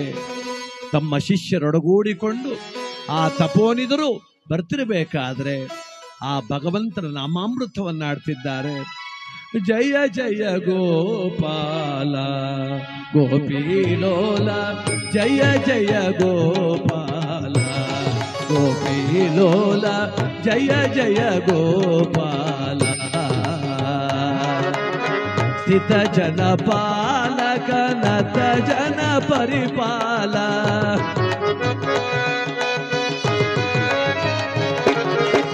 ಸ್ಥಿತ ಜನ ಪಾಲಕ ನತ ಜನ ಪರಿಪಾಲ, ಜಯ ಜಯ ಗೋಪಾಲ ಗೋಪೀಲೋಲ, ಜಯ ಜಯ ಗೋಪಾಲ.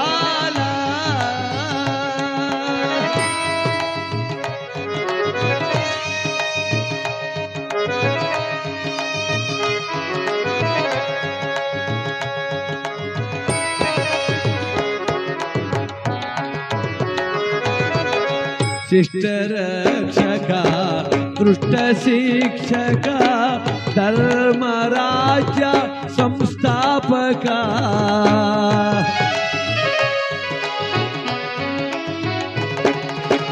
ದುಷ್ಟ ಶಿಕ್ಷಕ ಶಿಷ್ಟ ರಕ್ಷಕ ಧರ್ಮರಾಜ್ಯ ಸಂಸ್ಥಾಪಕ, ಕಾರುಣ್ಯ ಸಿಂಧುವೆ ಕರುಣೆಯ ಕಡಲೆ, ನಿಷ್ಠಾ ಕಾರುಣ್ಯ ಸಿಂಧುವೆ ಕರುಣೆಯ ಕಡಲೆ, ದರ್ಶನವಿತ್ತನ್ನ ಕಾಯೋ ಪ್ರಭುವೇ.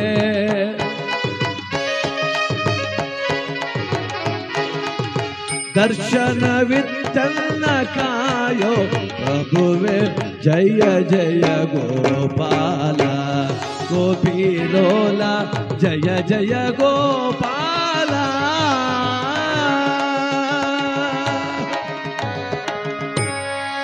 ತೇಜೋ ಮೂರ್ತಿಗಳಾಗಿ ಸುಳಿ ಮಿಂಚೊಂದು ಆ ದ್ವಾರಕೆಗೆ ಬಂತೇನೋ ಎಂಬಂತೆ ಆನಂದದಿಂದ ಬರ್ತಾ ಇದ್ದಾರೆ ದೂರ್ವಾಸ ಮಹರ್ಷಿಗಳು. ಅವರ ಮುಖದ ತೇಜಸ್ಸನ್ನ ಗಮನಿಸಿ ಆ ಗೋಪಿ ಜನರು, ಗೋಪಾಲಕರು, ಗೋಪಿಕಾಂಗನೆಯರು ಓಡೋಡಿ ಬಂದು ಗುರುಗಳೇ ಆಶೀರ್ವಾದ ಮಾಡಿ ಅವರ ಪಾದ ಕಮಲಗಳನ್ನು ಸ್ಪರ್ಶ ಮಾಡ್ತಾ ಇದ್ದಾರೆ. ಆನಂದವಾಗಿ ಗುರುಗಳ ಕೊರಳಿಗೆ ಪುಷ್ಪಮಾಲೆ ಹಾಕ್ತಾರೆ, ಉಡುಗೊರೆಗಳನ್ನ ಕೊಡ್ತಿದ್ದಾರೆ. ಗುರುಗಳೇ ಆಶೀರ್ವಾದ ಮಾಡಿ, ನನ್ನ ಮಗನಿಗೆ ಆಶೀರ್ವಾದ ಮಾಡಿ, ನನ್ನ ಮಗಳಿಗೆ ಆಶೀರ್ವಾದ ಮಾಡಿ. ಎಲ್ಲರೂ ಕೇಳ್ತಾ ಇದ್ದಾರೆ. ಗುಂಪು ಕೂಡಿರುವ ಜನರನ್ನ ನೋಡಿ ಕೃಷ್ಣನ ಮಗ ಸಾಂಬ ಕೇಳ್ತಾನೆ, ಏನೋ ಅದು? ಬಾರೋ ಇಲ್ಲಿ, ಅದೇನು ನೋಡ್ಕೊಂಡು ಬಾ ಅಂದ. ಓಡಿ ಹೋದವನೊಬ್ಬ ಮತ್ತೆ ಹಿಂದಿರುಗಿ ಹೇಳ್ತಿದ್ದಾನೆ, ಅಪ್ಪ ಸಾಂಬಾ, ದೂರ್ವಾಸ ಮಹರ್ಷಿಗಳು ಬರ್ತಿದ್ದಾರೆ. ದೂರ್ವಾಸ ಮಹರ್ಷಿಗಳು ಏನೋ ಹೆಸರೇ ಇದೆಯಲ್ಲೋ, ಏನವ್ರ ವಿಶೇಷ? ನಾನು ನೋಡಿದೆ ಸಾಂಬಾ, ಅವರು ಎಲ್ಲರಿಗೂ ಭವಿಷ್ಯ ಹೇಳ್ತಾ ಇದ್ದಾರೆ. ಏನು ಭವಿಷ್ಯ? ಮುಂದಾಗುವ ಒಳಿತು ಕೆಡುಕುಗಳನ್ನ ಈಗಲೇ ಹೇಳ್ತಿದ್ದಾರೆ. ಅದಕ್ಕೆ ಜನರೆಲ್ಲರೂ ಅವರಿಗೆ ಸನ್ಮಾನ ಮಾಡ್ತಿದ್ದಾರೆ. ಸಾಂಬಾ ಅಂತಾನೆ, ಅಯ್ಯೋ ಬುದ್ಧಿ ಇಲ್ಲದ ಮೂರ್ಖ ಜನಗಳಿವರು. ರಾಜನಾದ ನನ್ನ ದೊಡ್ಡಪ್ಪನಿಗೆ ಗೌರವವಿಲ್ಲ, ದೇವರಾದ ನನ್ನ ಅಪ್ಪನಿಗೆ ಗೌರವವಿಲ್ಲ, ದೇವರ ಮಗ ನನಗೂ ಗೌರವ ಇಲ್ಲ. ಹೋಗಿ ಹೋಗಿ ಆ ಕೊಳಕು ಬಟ್ಟೆಯ, ಇಳಿಬಿದ್ದ ಗಡ್ಡ ಮೀಸೆಯ ಆ ಮೂರ್ಖ ಮುದುಕನಿಗೆ ಸನ್ಮಾನ ಮಾಡ್ತಾ ಇದ್ದಾರೆ. ಏನ್ ಮಾಡೋದು? ನಮ್ಮ ಜನಗಳಿಗೆ ಬುದ್ಧಿ ಇಲ್ಲ. ಅಲ್ಲೊಬ್ಬ ಅಂತಿದ್ದಾನೆ, ಸಾಂಬಾ, ನಾವೇನಾದ್ರೂ ಮಾಡೋದು ಉಪಾಯ ಮಾಡೋಣ. ಈ ಜನಗಳಿಗೆ ಬುದ್ಧಿ ಬರಬೇಕು ಅಂದ್ರೆ ನಾವು ಆ ಗುರುಗಳಿಗೆ ಅಪಮಾನ ಮಾಡಬೇಕು. ಯಾಕೆ ಮಾಡೋದು ಅಂದ. ಅದಕ್ಕೊಬ್ಬ ಅಂತಾನೆ, ಸಾಂಬಾ, ನಾನು ಹೇಳ್ದಾಗ ಕೇಳ್ಬಿಡು, ಹೇಳು. ಯಾಗೂ ನೀ ಬಹಳ ಸುಂದರವಾಗಿದ್ದಿ. ನಾವೇನ್ ಮಾಡೋಣ ಗೊತ್ತಾ? ನಿನ್ನನ್ನ ಹೆಣ್ಣಿನಂತೆ ಅಲಂಕಾರ ಮಾಡ್ತೀವಿ, ನಿಂಗೆ ಸೀರೆ ಉಡಿಸಿ ಕುಪ್ಸ ತೊಡಿಸಿ ಆ ಗುರುಗಳ ಹತ್ರ ಕರ್ಕೊಂಡು ಹೋಗ್ತೀವಿ.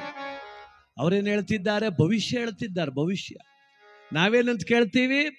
ನೋಡಿ ಗುರುಗಳೇ, ಈ ಹೆಣ್ಣು ಮಗಳು ತುಂಬಿದ ಬಸುರಿ, ಗರ್ಭಿಣಿ, ನೀವು ಭವಿಷ್ಯ ಹೇಳೋರು ತಾನೇ, ಆಗಿದ್ರೆ ಹೇಳಿ, ಇವಳು ಹೊಟ್ಟೆಲಿರೋ ಮಗು ಹೆಣ್ಣೋ ಗಂಡು ಅಂತ ಕೇಳ್ತೀವಿ. ಅವ್ರೇನಂತಾರೆ? ಹೆಣ್ಣು ಅಂತಾರಿಲ್ಲ, ಗಂಡು ಅಂತಾರೆ. ಯಾಕೆ ಅಂದ್ರೆ ಅವರು ನಿನ್ನನ್ನೇ ಹೆಣ್ಣು ಅನ್ಕೊಂಡವ್ರೆ. ನಮಗ್ ಗೊತ್ತು ನಿನ್ ಗಂಡು ಅಂತ. ಅವ್ರ ಹೆಣ್ಣು ಅಥವಾ ಗಂಡು ಅಂತಿದ್ದಾಗೆ ನೀ ಸೀರೆ ಕುಪ್ಸ ಕಳಚಿ ನಿಂತ್ಕೋ, ನೀನೇ ಗಂಡು ಅಂತ ಯಾವಾಗ ಅವ್ರಿಗೆ ಗೊತ್ತಾಯ್ತು, ಇನ್ನೊಂದು ಹೆಜ್ಜೆ ಇಡೋದಿಲ್ಲ, ಅಲ್ಲಿಂದ ಓಡ್ಬಿಡ್ಬೇಕು. ಅವ್ರಿಗೆ ಅಪಮಾನ ಮಾಡಬೇಕು ಅಂದ್ರು. ವಿನಾಶ ಕಾಲೇ ವಿಪರೀತ ಬುದ್ಧಿ. ವಿನಾಶ ಹತ್ರ ಬಂದಿತ್ತಲ್ಲ, ಯಾವ್ದವ್ರ ಮಕ್ಕಳಿಗೆ ವಿಪರೀತ ಬುದ್ಧಿ ಓಡಿಸಿದ್ರು. ಆಗಲಿ ಅಂದ. ಏನ ಕೃಷ್ಣನ ಮಗನಿಗೆ ಅಲಂಕಾರ ಮಾಡ್ತಾರೆ ನೋಡ್ಬೇಕು. ಹಾಗೆ ಚಂದದ ಸೀರೆಯ ಸುತ್ತಿಸಿದರು, ಅಂದದ ಕುಪ್ಪಸ ತೊಡಿಸಿದರಯ್ಯ, ಕಣ್ಣಿಗೆ ಗಾಡಿಗೆ ತೀಡಿದರೋ, ಕತ್ತಿಗೆ ಪದಕವನ್ನು ಹಾಕಿದರೋ, ಪಿನ್ನಾಣದ ಒಡ್ಯಾಣವ ತೊಡಿಸಿದರು ಸಾಂಬನಿಗೆ.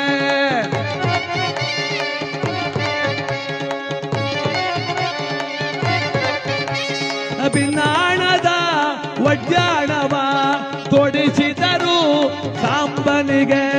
ಕಾಲಿನ ಗೆಜ್ಜೆಯ ಗಲ್ಲು ಗಲ್ಲು ಎನ್ನುತ್ತ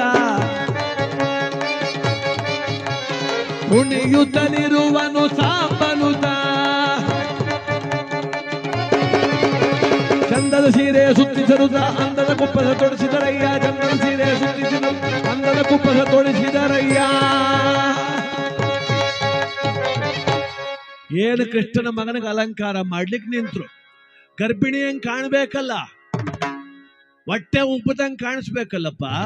ಅದಕ್ಕೇನ್ ಮಾಡಿದ್ರು? ಒಂದು ಮುರಿದು ಒನಕೆ ತುಂಡು ಬಿದ್ದಿತ್ತು, ಅದನ್ನೇ ಹೊಟ್ಟೆ ಕಟ್ಟಿದ್ರು. ಅದು ಕಾಣದಂಗ್ ಮರೆ ಮಾಚಿ ಮೇಲ್ ಸೀರೆ ಉಡಿಸಿದ್ರು, ಕುಪ್ಸ ತೊಡಿಸಿ ಕತ್ತಕ್ ಪದಕ ಹಾಕಿ ತದ್ರೂಪು ಹೆಣ್ಣಿನಂತೆ ಅಲಂಕಾರ ಮಾಡಿಬಿಟ್ರು. ನೋಡಿ ಹೆಂಗ ಬದಲಾಯಿಸಿದ್ರು. ಗಂಡನ್ನೇ ಹೆಣ್ಣಂಗ್ ಮಾಡ್ಬಿಟ್ರು. ಅವತ್ತಿನ ಕಾಲದಲ್ಲೇ ಮೇಕಪ್. ಇವತ್ತೆಲ್ಲ ಅಂತವ್ರು ಬೀದಿ ಬೀದಿಗೆ ಒಂದೊಂದು ಅಂಗಡಿ ಇಟ್ಕೊಂಡವ್ರೆ. ಎಂತ ಕರಗಿರೋರ್ನೆ ಬೆಳ್ಳಗ್ ಮಾಡ್ಬಿಟ್ಟು ಗಂಡೆಗಳಿಗೆಲ್ಲ ಮೋಸ ಮಾಡ್ತಾ ಕುಂತವ್ರೆ ಈಗ. ಆ ಮಟ್ಟದ ಅಲಂಕಾರ ಈಗ. ಏನ್ ಮಾಡ್ತೀಯಪ್ಪ? ಹೆಣ್ಯಾರು ಗಂಡ ಸಿಟಿ ಕಡೆ ಹೊಂಟೋಗ್ಬಿಟ್ರೆ ಬೆಂಗಳೂರು MG ರೋಡ್ಗೆ ಹೋಗಿ ನೀನು ಅಲ್ಲಿ ಮಾತಾಡ್ಸ್ಬೇಕಾದ್ರೆ ಹುಷಾರಾಗಿ ಮಾತಾಡಿಸ್ಬೇಕು. ಮೊನ್ನೆ ಏನಾಯ್ತು, ಕಾರ್ಯಕ್ರಮಕ್ಕೆಲ್ಲ ಹೋಗಿದ್ದೀನಿ ನಾನು. ಅಲ್ಲಿ ನಿಂತಿನ ಬಸ್ ಸ್ಟ್ಯಾಂಡಲ್ಲಿ ಇನ್ನೂ ಬಸ್ ಬಂದಿಲ್ಲ. ಪಕ್ಕದಲ್ಲಾರೋ ನಿಂತಿದ್ರು. ಏನಪ್ಪಾ ಮರಿ, ಬಸ್ ಎಷ್ಟೊತ್ತಿಗೆ ಅಂದೆ. ಸರಿಯಾಗಿ ಮಾತಾಡ್ರಿ, ನಾನು ಹೆಣ್ಮಗಳು ಅಂದ್ಲು. ಅಯ್ಯೋ, ನಿನ್ನ ಪ್ಯಾಂಟು ಶರ್ಟ್ ಹಾಕ ನಿಂತದಲ್ಲಪ್ಪ, ಇದು ತಪ್ಪಾಯ್ತು ಕಣವ, ಬೇಜಾರು ಮಾಡ್ಕೊಂಬೇಡ. ಅಯ್ಯೋ, ಇದನ್ನು ಹಿಂಗೆ ಆಗ್ಬಿಡ್ತಲ್ಲಪ್ಪ ಅಂತ ಎಡಗಡೆ ನೋಡಿದೆ. ಅಲ್ಲಿ ಯಾರೋ ನಿಂತಿದ್ರು. ನಾನಂದೆ, ನೋಡಿ ಯಜಮಾನ್ರೆ, ಕಾಲ ಎಷ್ಟು ಕೆಟ್ಟೋಗಿದೆ ನೋಡಿ ಯಜಮಾನ್ರೆ. ನಾನು ಹುಡುಗ ಅನ್ಕೊಂಬಿಟ್ಟಿದ್ದೆ, ಅದು ಹುಡುಗಿ ಅಂದೆ. ಅದಕ್ಕೆ ಅವ್ರಂದ್ರು, ನಾನು ಯಜಮಾನ್ರಲ್ಲ, ಅವ್ರ ಅಜ್ಜಿ ಅಂದ್ಲ ಅವಳು. ನೀನು ಹಿಂಗೆ ಹಾಕ ನಿಂತಿದ್ಯವ? ಅವಳೇನೋ ಕೆಟ್ಟವಳು, ನೀನು 70 ವರ್ಷದೊಳು ಪ್ಯಾಂಟ್ ಹಾಕ ನಿಂತಿದ್ಯಲ್ಲ ತಾಯಿ ಅಂತ. ಕಟಿಂಗು ಹಂಗೆ ಅದೇ. ಅವ್ರೆಲ್ಲ ಕಟಿಂಗ್ ಮಾಡೋಕೆ ನಿಂತವ್ರಲ್ಲ ಅಣ್ಣವರು. ಕತ್ತರಿಸಿ ಕತ್ತರಿಸಿ ಕತ್ತರಿಸಿ ಈ ಕತೆ ಆಗಿದೆ ಉತ್ತರಿಸಿ ಅಂತ. ನೋಡಿ, ಅಲಂಕಾರ ವಿಭಿನ್ನವಾಗಿದ್ರೆ ನೋಡೋರು ಸಂತೋಷ ಪಡ್ತಾರೆ, ಅಲಂಕಾರ ವಿಚಿತ್ರವಾಗಿದ್ರೆ ಅಪಹಾಸ್ಯ ಮಾಡ್ತಾರೆ. ನೋಡಿ ಎಷ್ಟು ವ್ಯತ್ಯಾಸ. ಅದು ವಿಭಿನ್ನತೆ ಇರ್ಬೇಕು. ಕೃಷ್ಣನ ಮಗನಿಗೆ ಹೆಣ್ಣಿನಂತೆ ಅಲಂಕಾರ ಮಾಡಿ ಹೊಟ್ಟೆಗೆ ಮೌಸಲದ ತುಂಡನ್ನ ಕಟ್ಟಿ, ಒನಕೆ ತುಂಡನ್ನ ಕಟ್ಟಿ ಆ ಗುರುಗಳ ಹತ್ರ ಕರ್ಕೊಂಡು ಬರ್ತಿದ್ದಾರೆ.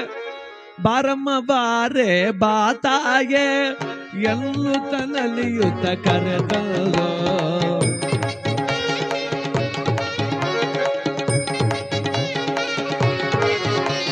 ಗುರುಗಳ ಮುಂದೆ ನಿಲ್ಲಿಸಿದರು ಆ ಕೃಷ್ಣನ ಮಗನು ಸಾಂಬಲನು.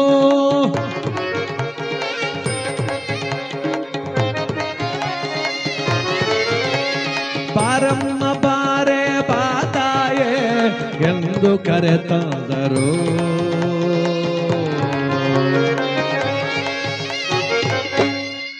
ಬಾರಮ್ಮ ಬಾರಮ್ಮ ಬಾರಮ್ಮ ಅಂತ ಕರ್ಕೊಂಡು ಬಂದು, ಗುರುಗಳೇ ಸ್ವಲ್ಪ ನಿಲ್ಲಿ.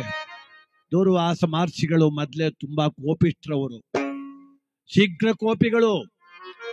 ಗುರುಗಳೇ ಸ್ವಲ್ಪ ನಿಲ್ಲಿ, ಬಾರಮ್ಮ ಮುಂದೆ. ಗುರುಗಳೇ, ಆಹಾ, ನಿಮ್ಮ ಬಗ್ಗೆ ನಾವು ಮೊದಲೇ ಕೇಳಿದ್ದೇವೆ. ನೀವು ತ್ರಿಕಾಲ ಜ್ಞಾನಿಗಳಂತೆ, ಪರಶಿವನ ಅಪರಾವತಾರವಂತೆ, ಮುಂದಾಗೋದನ್ನ ನಿಖರವಾಗಿ ನುಡಿಯುವಂತ ದಿವ್ಯವಾದ ಜ್ಯೋತಿಷಿಗಳಂತೆ. ನಿಜವೇ? ದೂರ್ವಾಸ ಮಹರ್ಷಿಗಳ ನಗುತ್ತಿದ್ದಾರೆ. ಚಿತ್ತವಿತ್ತವನು ಪರಶಿವನು, ಸ್ಥಿತಿಕಾಯುವನು ಶ್ರೀಮನ್ನಾರಾಯಣ, ಸೃಷ್ಟಿಕರ್ತ ಬ್ರಹ್ಮದೇವ. ಇವರಿತ್ತ ಮತಿತಾನೇ ಅದು. ಮಕ್ಕಳೇ, ನಿಮ್ಮ ವಿಧೇಯತೆಗೆ ಪ್ರಸನ್ನವದನಾಗಿದ್ದೇನೆ. ಸಂತೋಷ. ಗುರುಗಳೇ, ಸುಮ್ಮನೆ ಸಂತೋಷ ಪಟ್ರಾಗುವುದಿಲ್ಲ. ಈಗ ನೀವು ಎಲ್ರಿಗೂ ಭವಿಷ್ಯ ಹೇಳ್ತೀರಲ್ಲ, ನಮಗೂ ಸ್ವಲ್ಪ ಹೇಳ್ಬೇಕಲ್ವಾ? ಏನು ಕಂದ? ಗುರುಗಳೇ, ನೀವು ನೆಲಮೂಲದಲ್ಲಿರುವ ಜಲದ ಮೂಲ ಬಲ್ಲಿರಿ,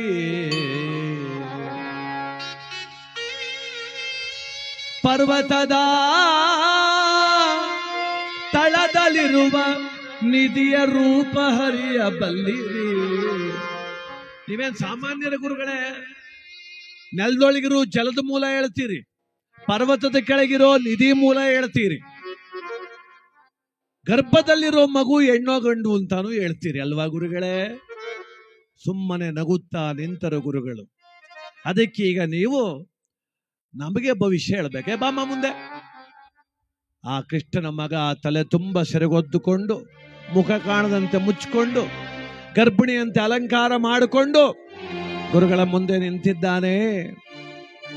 ಗುರುಗಳೇ, ನೀವು ದಿವ್ಯ ದೃಷ್ಟಿ ಉಳ್ಳವರಾದ್ರೆ ಆ ದಿವ್ಯ ದೃಷ್ಟಿಯಿಂದ ನೋಡಿ, ಅದೋ ಆ ನಮ್ಮ ಬಬ್ರುವಿನ ಮಡದಿಯವಳು ತುಂಬು ಗರ್ಭಿಣಿ, ಅವಳ ಗರ್ಭ ನೋಡಿ, ಆ ಗರ್ಭದೊಳಗಿರುವಂತ ಶಿಶು ಹೆಣ್ಣೋ ಗಂಡೋ ನೀವು ತಿಳಿಸಿ ಅಂದ. ಹೊಟ್ಟೆಲಿರೋ ಮಗು ಹೆಣ್ಣೋ ಗಂಡೋ ಹೇಳಿ ಅಂದ. ಕಟ್ಟಿರುವುದು ಒನಕೆ ತುಂಡು. ಗುರುಗಳಿಗೆ ಅವಮಾನ ಮಾಡಬೇಕು ಅಂತ ಗುರುಗಳು ಕೇಳ್ತಾರೆ, ಹೆಣ್ಣಿದ್ದುದೋ ಗಂಡಿದ್ದುದು ನೋಡಿ ಅಂತ. ಕುಳಿತಲ್ಲಿ ಭುವನ ಬ್ರಹ್ಮಾಂಡವನ್ನೇ ನೋಡುವ ಶಕ್ತಿ ಇರೋರು, ಎಲ್ಲ ನೋಡೋ ಶಕ್ತಿ ಇರೋ ಗುರುಗಳು. ಇವ್ರು ಹೊಟ್ಟೆಲ್ ಕಟ್ಟರು ಒನಕೆ ತುಂಡು ಗೊತ್ತಿಲ್ವ ಅವರಿಗೆ? ಒಂದು ಕ್ಷಣ ಕಣ್ಮುಚ್ಚಿದರು.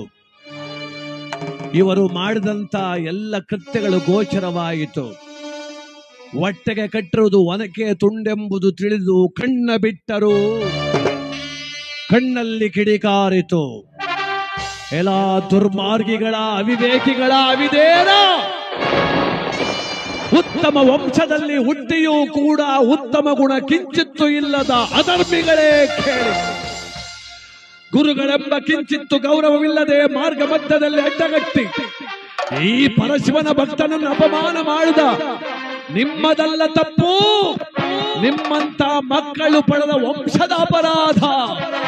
ಹೇಳಿ, ಯಾವ ಮೌಸಲದ ತುಂಡನ್ನು ಕಟ್ಟಿಕೊಂಡು ಬಂದು ನನ್ನನ್ನು ವಂಚನೆ ಮಾಡಲು ಪ್ರಯತ್ನ ಪಟ್ಟಿರೋ, ಮೌಸಲದಿಂದಲೇ ಯಾದವ ವಂಶ ಧ್ವಂಸವಾಗಲಿ ಎಂದು ಎಂದರು.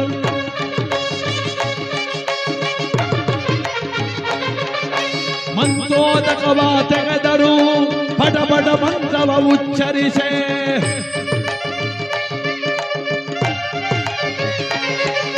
ಮೌಸಲದಿಂದಲೇ ಯಾದವ ವಂಶ ಧ್ವಂಸವಾಗಲಿ ಎಂದರು.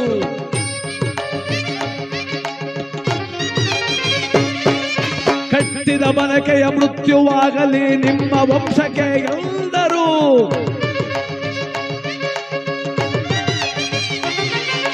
ತಡೆಯಲಾಗದು ವಿಧಿ ನಿಮ್ಮಯ ಮಾರಣ ಹೋಮವ.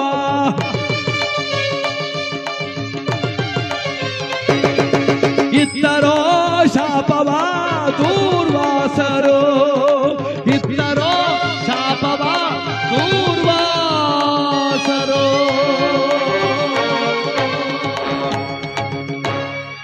ಗುರುಗಳನ್ನು ಅಪಮಾನ ಮಾಡಲು ಕಟ್ಟಿಕೊಂಡು ಬಂದಿರುವ ಮೌಸಲವೇ ಯಾದವ ವಂಶವನ್ನು ಧ್ವಂಸ ಮಾಡಲಿ. ಅಪಮಾನ ಮಾಡಲು ಬಂದ ನೀವೆಲ್ಲ ರಕ್ತದ ಮಡುವಲ್ಲಿ ಪ್ರಾಣ ಬಿಡಲಿ. ಯಾದವರ ನಾಶ ತಡೆಯಲು ಜಗದಾವ ಶಕ್ತಿಯಿಂದಲೂ ಸಾಧ್ಯವಾಗದೆ ಹೋಗಲಿ. ಶಾಪವಿತ್ತ ಗುರುಗಳು ಅದೃಶ್ಯರಾಗಿ ಹೋದರು. ಲಕ್ಷ್ಮೀ ರಮಣ ಗೋವಿಂದ, ಆಂಜನೇಯ ಬರದ ಗೋವಿಂದ. ಈ ಜಗತ್ತಲ್ಲಿ ಏಳ್ಸೋಕಾಗದೆ ಇರೋ ಪದ ಗೋವಿಂದ ಅಂತ ಯಾರು ಹೇಳೋದಿಲ್ಲ. ರಾತ್ರಿ ಹೊತ್ತಾರು ಸ್ವಲ್ಪ ಹೇಳ್ತಾರೆ, ಈ ಹಗಲೊತ್ತಲ್ಲಿ ಮುಖ ಕಂಡುಬಿಡ್ತದೆ, ನಾಚಿಕೆ, ಏನು ಅನ್ಕೊಬಿಡ್ತಾರೆ ಪಕ್ಕದವರು ಅಂತ.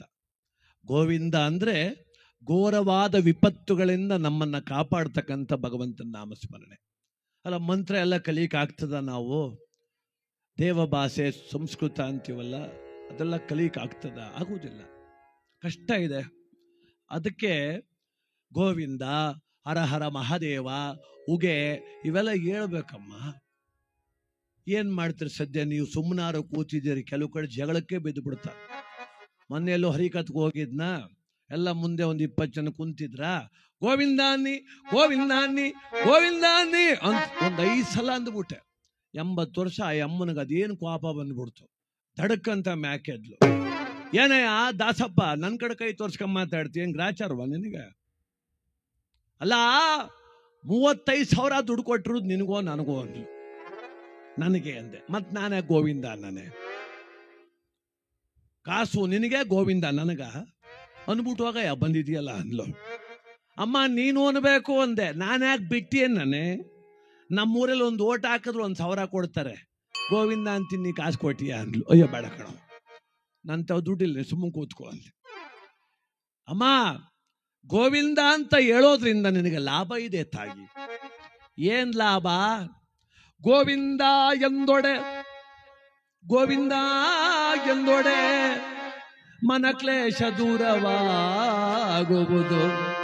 ಗೋವಿಂದ ಎಂದೊಡೆ ಮನೋವೇದನೆ ತಗ್ಗುವುದು, ನೋವುಗಳು ಮಾಯವಾಗುವವು.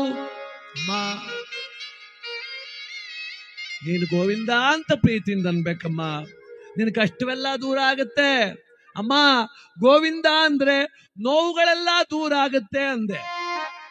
ಅಯ್ಯಮ್ಮ ಅಂದ್ಲು, ಏನಪ್ಪ ನಿಜವ ಈ ಮಾತು? ಗೋವಿಂದ ಅಂದ್ರೆ ನೋವು ಕಮ್ಮಿ ಆಗೋತದಪ್ಪ. ಅಲ್ಲ, ಈ ಮಾತು ನೀನು ಹೋದ್ವಾರ ಬಂದು ಅಂದ್ಬಿಟ್ಟಿದ್ರೆ ಮನೆ ದಿವಸ ತುಮಕೂರು ಆಸ್ಪತ್ರೆಗೆ ಹೋಯ್ತಾ ಇರ್ಲಿವಲ್ಲಪ್ಪ. ನಾನು ಮನೆ ಬಾಕ್ಲ ಕೂತ್ಕ ಗೋವಿಂದ ಗೋವಿಂದ ಗೋವಿಂದ ಅಂದ್ಬಿಡುವೆ. ಇವತ್ತು ಹೇಳ್ಕೊಟ್ಟಲ್ಲ, ಇನ್ಮೇಲೆ ಅಂತೀನಿ ಸುಮ್ಮಿರು. ನಾನೇನೋ ಅಂದ್ರೆ ನೀನೇನೋ ಅನ್ಕತಿಯಲ್ಲವ, ಸದ್ಯ ಸುಮ್ಮ ಕೂತ್ಕೊ, ನಾನೇ ಅಂತೀನಿ ಅಂದೆ. ಬೆಳಿಗ್ಗೆ ನಾನು ಕತೆ ಮುಗಿಸ್ಕೊಂಡ್ ಬಂದಿವನಿ, ಆದ್ರೆ ಬೆಳಿಗ್ಗೆ ಮಗ ಏನ್ ಮಾಡವನೆ, ಸ್ವಲ್ಪ ಯಡಿಯೂರಲ್ಲಿ ಕೆಲಸ ಆದ್ರೆ ನಾನು ಹೋಗಿ ಬರ್ತೀನಮ್ಮ, ನ್ಯಾಯಬೆಲೆ ಅಂಗಡಿಲಿ ಅಕ್ಕಿ ಬಂದು ತಗೊಂಬರೋಗು ಅಂತ ಅಮ್ಮನಿಗೆ ಹೇಳ್ಬಿಟ್ಟವನು. 80 ವರ್ಷ ಪಾಪ, ವಯಸ್ಸಾದ ದೇಹ, ಮಂಡಿ ನೋವು, ಕೈ ನೋವು, ಕಾಲು ನೋವು ಏನೋ ಇರ್ತದಲ್ಲ. ಚೀಲ ಹಿಡ್ಕೊಂಡು ರೇಷನ್ ಕಾರ್ಡ್ ತಗೊಂಡು ಹೋಗ್ಲಿ ಲೈನಲ್ಲಿ ನಿಂತವಳು ಅಮ್ಮ. ಅಲ್ಲಿ 100 ಜನ ನಿಂತ್ಕೊಂಡ್ಬಿಟ್ಟವ್ರು. ಅಲ್ಲಿ ಬೇರೆ server down server down server down. ಆಯ್ತಿಲ್ಲ, ಅಕ್ಕಿ ಕೊಡ್ತಿಲ್ಲ, ಜಗಳ. ನಿಂತು ನಿಂತು ನಿಂತು ಮಂಡಿ ನೋವು ಬಂದ್ಬಿಟ್ಟದ ಈ ಅಮ್ಮನಿಗೆ.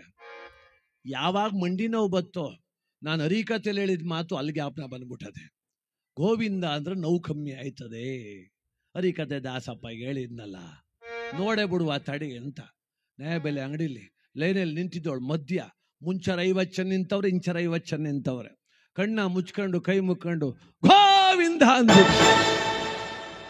ಮುಂಚರ್ ನಿಂತಿದ್ದವರು ಇಂಚರ್ ನಿಂತಿದ್ದವರು ಬಿದ್ದೆದ್ದು ಬಿಟ್ಟವ್ರು. ಹೆಚ್ಚು ಕಮ್ಮಿ ಆಗೋಯ್ತೀವಿ ಅಮ್ಮನಿಗೆ ಏನೋ ಅಂತ. ಸಲೀಸಾಗಿ ಹೋಗಿ ಅಕ್ಕಿ ತಗೊಂಡು ಮನೆಗೆ ಹೊಂಟು ಹೋಗವಳ ತಾಯಿ. ಈಗ ನಂದೀಸ್ ಅದೇ ಊರು ಕತೆಗೆ ಹೋಗಿ ನೀವು ಹೋಯ್ತಿದಂಗೆ ಕಾಲಿಗೆ ರಪ್ಪನ್ ಬಿದ್ದುಬಿಟ್ಲು. ಏನವ ಅಂದೆ. ಅಪ್ಪ ಅಪ್ಪ ದಾಸಪ್ಪ ಎಂತ ಉಪಾಯ ಹೇಳ್ಕೊಟ್ಬಿಟ್ಟಪ್ಪ. ಗೋವಿಂದ ನೋವು ಕಮ್ಮಿ ಆಯ್ತದೆ ಅಂತಲ್ಲೋ ನಿನ್ನ ಪಾದ. ನೋವಲ್ಲ, ನಮ್ಮೂರಲ್ಲಿ ಜನೂ ಕಮ್ಮಿ ಆಗೋಯ್ತಾರೆ ಅಂತ. ಅವ್ವ, ನಾನು ಮನ್ಸಲ್ಲಿ ಗೋವಿಂದ ಅನ್ಕೊಂಡ್ರೆ ನೀನು ಮಲ್ಲಾಗ್ರು ಬಂದು ನಂಗೆ ಗೋವಿಂದ ಅಂತಾರವ್ವ. ಅದಕ್ಕೆ ಲಯ ಬೇಡವಾ ತಾಯಿ? ಯಾಕೆ ಅಂದ್ರೆ ಪರಮಾತ್ಮನ ನಾಮವನ್ನ ಈ ಮಕ್ಕಳಿಗೆ ಕರೀತೀವಲ್ಲ, ನನ್ನ ಚಿನ್ನ ಬಾರೋ, ನನ್ನ ಕಂದ ಬಾರೋ, ನನ್ನ ಮೊಮ್ಮಗನೇ ಬಾರೋ ಅಂತೀವಲ್ಲ, ಹಾಗೆ ಭಗವಂತನನ್ನ ಬಾರೋ ಬಾರೋ ಗೋವಿಂದ ಬಾರೋ, ಬಾರೋ ಬಾರೋ ಗೋವಿಂದ ಬಾರೋ, ನನ್ನ ಮನ ತುಂಬಿ ಬಾರೋ, ಮನೆ ತುಂಬಿ ಬಾರೋ, ಮನ ತುಂಬು ಬಾರೋ, ಮನೆ ತುಂಬಿ ಬಾರೋ, ಬಾರೋ ಬಾರೋ ಗೋವಿಂದ ಬಾರೋ, ಭಕುತರ ಪ್ರಿಯನೇ ಬಾರೋ. ಗೋವಿಂದ ಹರಿ ಗೋವಿಂದ ಶ್ರೀನಿವಾಸ ಗೋವಿಂದ, ಗೋವಿಂದ ಹರಿ ಗೋವಿಂದ ಶ್ರೀ ವೆಂಕಟೇಶ ಗೋವಿಂದ, ಗೋವಿಂದ ಗೋವಿಂದ. ಹಾಗೆ ಭಗವಂತನ ನಾಮಾಮೃತ ಅದು. ಅದಕ್ಕೆ ಸಮಯಾವಕಾಶ ಸಿಕ್ತಾಗ, ನರಜನ್ಮ ಬಂದಾಗ, ನಾಲಿಗೆ ಇರುವಾಗ ಕೃಷ್ಣ ಎನ್ನಬಾರದೆ, ಗೋವಿಂದ ಎನ್ನಬಾರದೆ, ಅಚ್ಯುತ ಎನ್ನಬಾರದೆ. ಆ ನಾಮಾಮೃತ ನಾಲಿಗೆ ಮೇಲೆ ನಲಿಬೇಕು. ಆಗ ಭಗವಂತ ಸಂತೋಷ ಪಡ್ಲಿಕ್ಕೆ ಸಾಧ್ಯ. ಬಂಧುಗಳೇ ನೋಡಿ, ಗುರುಗಳು ಶಾಪ ಕೊಟ್ರು ಏನಂತ?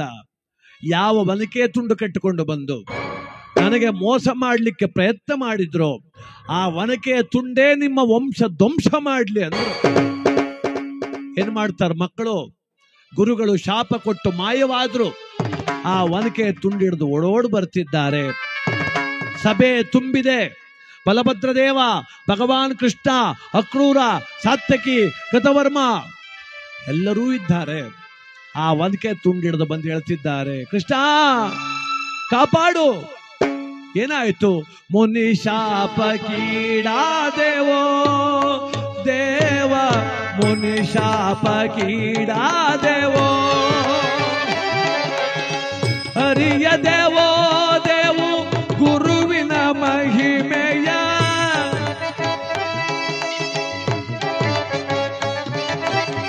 ಹರಿಯ ದೇವೋ ದೇವು ಗುರುವಿನ ಮಹಿಮೆಯ, ಗುರುಗಳು ಕೋಪದಿ ಇದ್ದರು ಶಾಪವ ಮುನಿ ಶಾಪ ಕೀಡಾದೇವೋ ದೇವ, ಮುನಿ ಶಾಪ ಕೀಡಾದೇವೋ ದೇವ, ಮುನಿ ಶಾಪ ಕೀಡಾದೇವೋ. ಕೃಷ್ಣ ನಮಗ್ ಗೊತ್ತಾಗ್ಲಿಲ್ಲ. ಕೃಷ್ಣ ಅವ್ರು ಎಂತ ತಪೋನಿದ್ರು ಅನ್ನೋದು ನಮಗ್ ಗೊತ್ತೇ ಆಗ್ಲಿಲ್ಲ. ಸಾಮಾನ್ಯವಾಗಿ ಹಾಸ್ಯ ಮಾಡೋಣ ಅಂತ ಹೋದ್ರೆ ಹಾಸ್ಯವೇ ಅಪಹಾಸ್ಯವಾಗಿ ದುರಂತಕ್ಕೀಡಾಗಿ ಎಂತ ಶಾಪ ಕೊಟ್ರು ಗೊತ್ತೇ? ಈ ವನಕೆ ತುಂಡು ನಮ್ಮ ವಂಶನಾಶ ಮಾಡ್ತದಂತೆ. ಆ ಪಕ್ಕದಲ್ಲಿ ಕೂತಿದ್ದವರೆಲ್ಲ ಗೊಳ್ಳನೆ ನಕ್ಕರು. ಅಲ್ಲ ಕಂಡ್ರ, ನಿಮ್ಗೇನು ಬುದ್ಧಿ ಇಲ್ಲ ನಿಮಗೆ? ಅಲ್ಲ, ಜೀವ ಇಲ್ಲದ ವನಕೆ ತುಂಡು ನಮ್ಮನ್ನೆಂಗೋ ನಾಶ ಮಾಡುತ್ತೆ. ಓ ಕೆಲಸ ನೋಡಿ. ಭಗವಂತ ಕೃಷ್ಣ ಕಣ್ಣು ಮುಚ್ಚಿದ. ಮಕ್ಕಳೇ, ಮುನಿದವನು ಗುರು, ಹರ ಮುನಿದರೆ ಗುರು ಕಾಯುವ, ಗುರು ಮುನಿದರೆ ಜಗದಲ್ಲಾರು ಕಾಯಲಾರರು. ಕಂದ, ನೀವು ಮಾಡಿದ ಅವಿವೇಕ ನಮ್ಮ ವಂಶ ನಾಶವನ್ನು ತಂದೊಡ್ಡಿದೆ. ಸಾತ್ಯಕಿ, ಭಗವಂತ ಸಾಮಾನ್ಯವೆಂದುಕೊಂಡಿರುವ ಈ ವನಕೆಯ ತುಂಡು ಅಸಾಮಾನ್ಯ ರೂಪ ತಳೆಯುವುದು ಖಚಿತ. ಈಗ ಈ ವನಕೆ ತುಂಡು ಕಣ್ಮರೆಯಾಗಿರುವ ತನಕ ಮಾತ್ರ ಯಾದವ ವಂಶ ಸುರಕ್ಷತೆ. ಅದಕ್ಕೆ ಈ ವನಕೆ ತುಂಡನ್ನ ನಾಶ ಮಾಡಿ. ಹೇಗಪ್ಪ ನಾಶ ಮಾಡೋದು? ಅದಕ್ಕೆ ಅಲ್ಲೊಬ್ಬ ಹೇಳ್ತಿದ್ದಾನೆ, ಬೆಂಕಿಯೆಲ್ಲ ಹಾಕಿ ಸುಟ್ಟು ಬಿಡೋಣವೇ? ಭಗವಂತ ಹೇಳದ, ಸುಟ್ಟ ಆ ಬೆಂಕಿ ಕಾಡುಗಿಚ್ಚಾಗಿ ಈ ಕ್ಷಣವೇ ದ್ವಾರಕೆಯನ್ನೇ ಆಹುತಿ ತೆಗೆದುಕೊಳ್ಳುವುದು. ಅಬ್ಬಬ್ಬ, ಹಾಗಿದ್ದೊಡೆ ನದಿಗೆ ಬಿಸಾಡೋಣವೇ? ನದಿಗೆ ಬಿದ್ದ ಕ್ಷಣವೇ ಯಮುನೆ ಉಕ್ಕೇರಿ ಈ ದ್ವಾರಕೆಯನ್ನು ಮುಳುಗಿಸಿ ಬಿಡುವಳು. ಮತ್ತೇನ್ ಮಾಡೋದೀಗ? ಉಪಾಯ ಸಿಕ್ಕಿತ್ತು ಅಂತೇಳಿ ಆ ಅಕ್ರೂರ, ಸಾತ್ಯಕಿ ಎಲ್ಲರೂ ಆ ವನಕೆ ತುಂಡು ತಂದ್ರು. ಎಲ್ಲಿಗೆ? ಯಮುನಾ ನದಿ ದಂಡೆಗೆ. ಅಲ್ಲೊಂದು ಬಂಡೆ ಕಲ್ಲು. ಆ ಬಂಡೆ ಕಲ್ಲಿನ ಮೇಲೆ ಗಂಧದ ಕೊರಡಿನ ಉಪಾದಿಯಲ್ಲಿ ನಾವು ಗಂಧ ಸೌಸ್ತೀವಲ್ಲ ಕೊರಡಲ್ಲಿ, ಹಾಗೆ ಆ ಗಂಧದ ಕೊರಡಿನಂತೆ ಆ ಬಂಡೆ ಕಲ್ಲಿನ ಮೇಲೆ ಆ ಒನಕೆನ ಯಾವ ರೀತಿ ಸೌಸ್ತಿದ್ದಾರೆ. ಗಸ ಗಸ ತೀಡಲು ಮೌಸಲ್ಲ ತುಂಡನು ಇಳಿಯಿತು ಸಾರವು ನದಿಯ ನೀರಿಗೆ.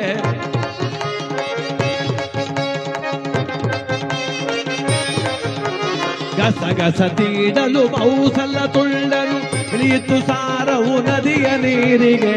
ನೀರೊಳ್ಳು ಬೆರೆತು ಮಣ್ಣಲ್ಲಿ ಕುಳಿತೋ, ನೀರೊಳು ಬೆರೆತು ಮಣ್ಣಲ್ಲಿ ಕುಳಿತು ಒಡಕೆಯ ರೂಪದಿ ಬೆಳೆಯುತ್ತ. ರಾಮ ರಾಮ ಜಯ ರಾಮ ರಾಮ ಜಯ ರಾಮ ರಾಮ ಜಯ ರಘುರಾಮ. ರಾಮ ರಾಮ ರಘುಕುಲ ಸೋಮ ರಾಕ್ಷಸ ಭೀಮ. ಆ ಕಲ್ಲಿನ ಮೇಲೆ ಒನಕೆ ತುಂಡು ಸವಿಸ್ತಿದ್ರೆ ಆ ಒನಕೆಯ ಸಾರ ನೀರಿಗಿಳಿದು ನೀರಲ್ಲಿ ಬೆರೆತು ಮಣ್ಣಲ್ಲಿ ಕುಳಿತು ಒಡಕೆಯ ರೂಪದಿ ಬೆಳೆಯಿತೋ. ಒನಕೆ ಒಡಕೆ ರೂಪದಲ್ಲಿ ಬೆಳೀತಾ ಇದೆ, ಅವ್ರಿಗೆ ಗೊತ್ತಾಗ್ತಾ ಇಲ್ಲ. ಸವದು ಸವದು ಸವದು ಕೊನೆಗುಳಿದದ್ದೇನೋ ಆ ಒನಕೆಯ ಕೊನೆಯ ಭಾಗ ಕಬ್ಬಿಣದ ಬಳೆ. ಇದನ್ನೇನೋ ಮಾಡೋದು, ಸವಿಯೋದಿಲ್ಲ. ಇದು ಒಬ್ಬ ಬಿಸಾಕೋ ನದಿಗೆ, ಒನಕೆನೆ ನಾಶ ಆದ್ಮೇಲೆ ಬಳೆ ಏನ್ ಮಾಡ್ತದೆ ಅಂದ ಅವನು. ಆ ಬಳೆಯೇ ಬಾಳ್ಗೆಡಿಸ್ತದೆ ಅಂತ ಗೊತ್ತಿಲ್ಲ ಅವನಿಗೆ. ಆ ಬಳೆಯನ್ನ ಬಿಸಾಡಿದ್ರು ನದಿ ಮಧ್ಯ ಭಾಗಕ್ಕೆ ಬಿದ್ದಾಕ್ಷಣ ಒಂದು ಮತ್ಸ್ಯ ಅದನ್ನ ಆಹಾರ ಅಂತ ನುಂಗಿತು. ಕಾಲಾನಂತರ ಒಬ್ಬ ಮೀನುಗಾರ ಬಲೆ ಇಟ್ಟು ಕಾಯ್ತಾ ಇದ್ರೆ ಈ ಬಳೆ ನುಂಗಿದ ಮೀನು ಅವನ ಬಲೆಗೆ ಬಿತ್ತು. ಆ ಮೀನನ್ನ ತೆಗೆದು ಹೊಟ್ಟೆಯನ್ನ ಕತ್ತರಿಸಿ ನೋಡ್ತಾನೆ, ಕಬ್ಬಿಣದ ಬಳೆ. ಅದನ್ನೇನು ಮಾಡ್ದ, ಒಬ್ಬ ಬೇಟೆಗಾರನ ಕೊಟ್ಟ. ಯಾಕಂದ್ರೆ ಅವತ್ತಿನ ಕಾಲದಲ್ಲಿ ಈ ಮೀನುಗಾರರು ಬೇಟೆಗಾರರಿಬ್ಬರು ಒಂದು ಕಂಡೀಷನ್ ಮಾಡ್ಕೊಂಡಿದ್ರಂತೆ. ಏನಂತ, ಬೇಟೆಗಾರ ನೀರಿಗಿಳಿಯಂಗಿಲ್ಲ, ಮೀನುಗಾರ ಕಾಡ್ಗೆ ಹೋಗಂಗಿಲ್ಲ. ಯಾಕೆ ಜಗಳ ಆಗ್ಬಿಡ್ತದೆ ಅಂತ. ನೀನ್ ಮೀನ್ ಹಿಡ್ಕೊಂಡ್ ತಿನ್ನು, ನಾನು ಪಾಣಿ ಹೊಡ್ಕೊಂಡ್ ತಿಂತೀನಿ ಅಂತ ಕಂಡೀಷನ್ ಮಾಡ್ಕೊಂಡ್ ಬದುಕವ್ರು ಅವತ್ತಿನ ಕಾಲದಲ್ಲಿ. ನಾವಿವತ್ತು ಹೊಡೆದಾಡ್ತಾ ಇರ್ತೀವಿ, ಚಿಕ್ಕಪ್ಪ ದೊಡ್ಡಪ್ಪನ ಮಕ್ಕಳು, ಎಲ್ಲ ನಂದು ಎಲ್ಲ ನಂದು ಎಲ್ಲ ನಂದೆ ಅಂತ. ಹಾಗೆ ಆ ಕ್ಷಣಕ್ಕೆ ಆ ಬಳೆಯನ್ನ ಬೇಟೆಗಾರನಿಗೆ ಕೊಟ್ಟ. ಆ ಬೇಟೆಗಾರ ಅದನ್ನ ಕತ್ತರಿಸಿ ಚೂಪಾದ ಬಾಣ ಮಾಡಿ ಬತ್ತಳಿಕೆಯಲ್ಲಿ ಇಟ್ಟುಕೊಂಡ. ನೋಡಿ, ಸಾವು ಕಾಯ್ತದೆ ನಮ್ಮನ್ನ ಅನ್ನೋದಕ್ಕೆ ಸಾಕ್ಷಿ ಇದು. ಒನಕೆ ನಾಶ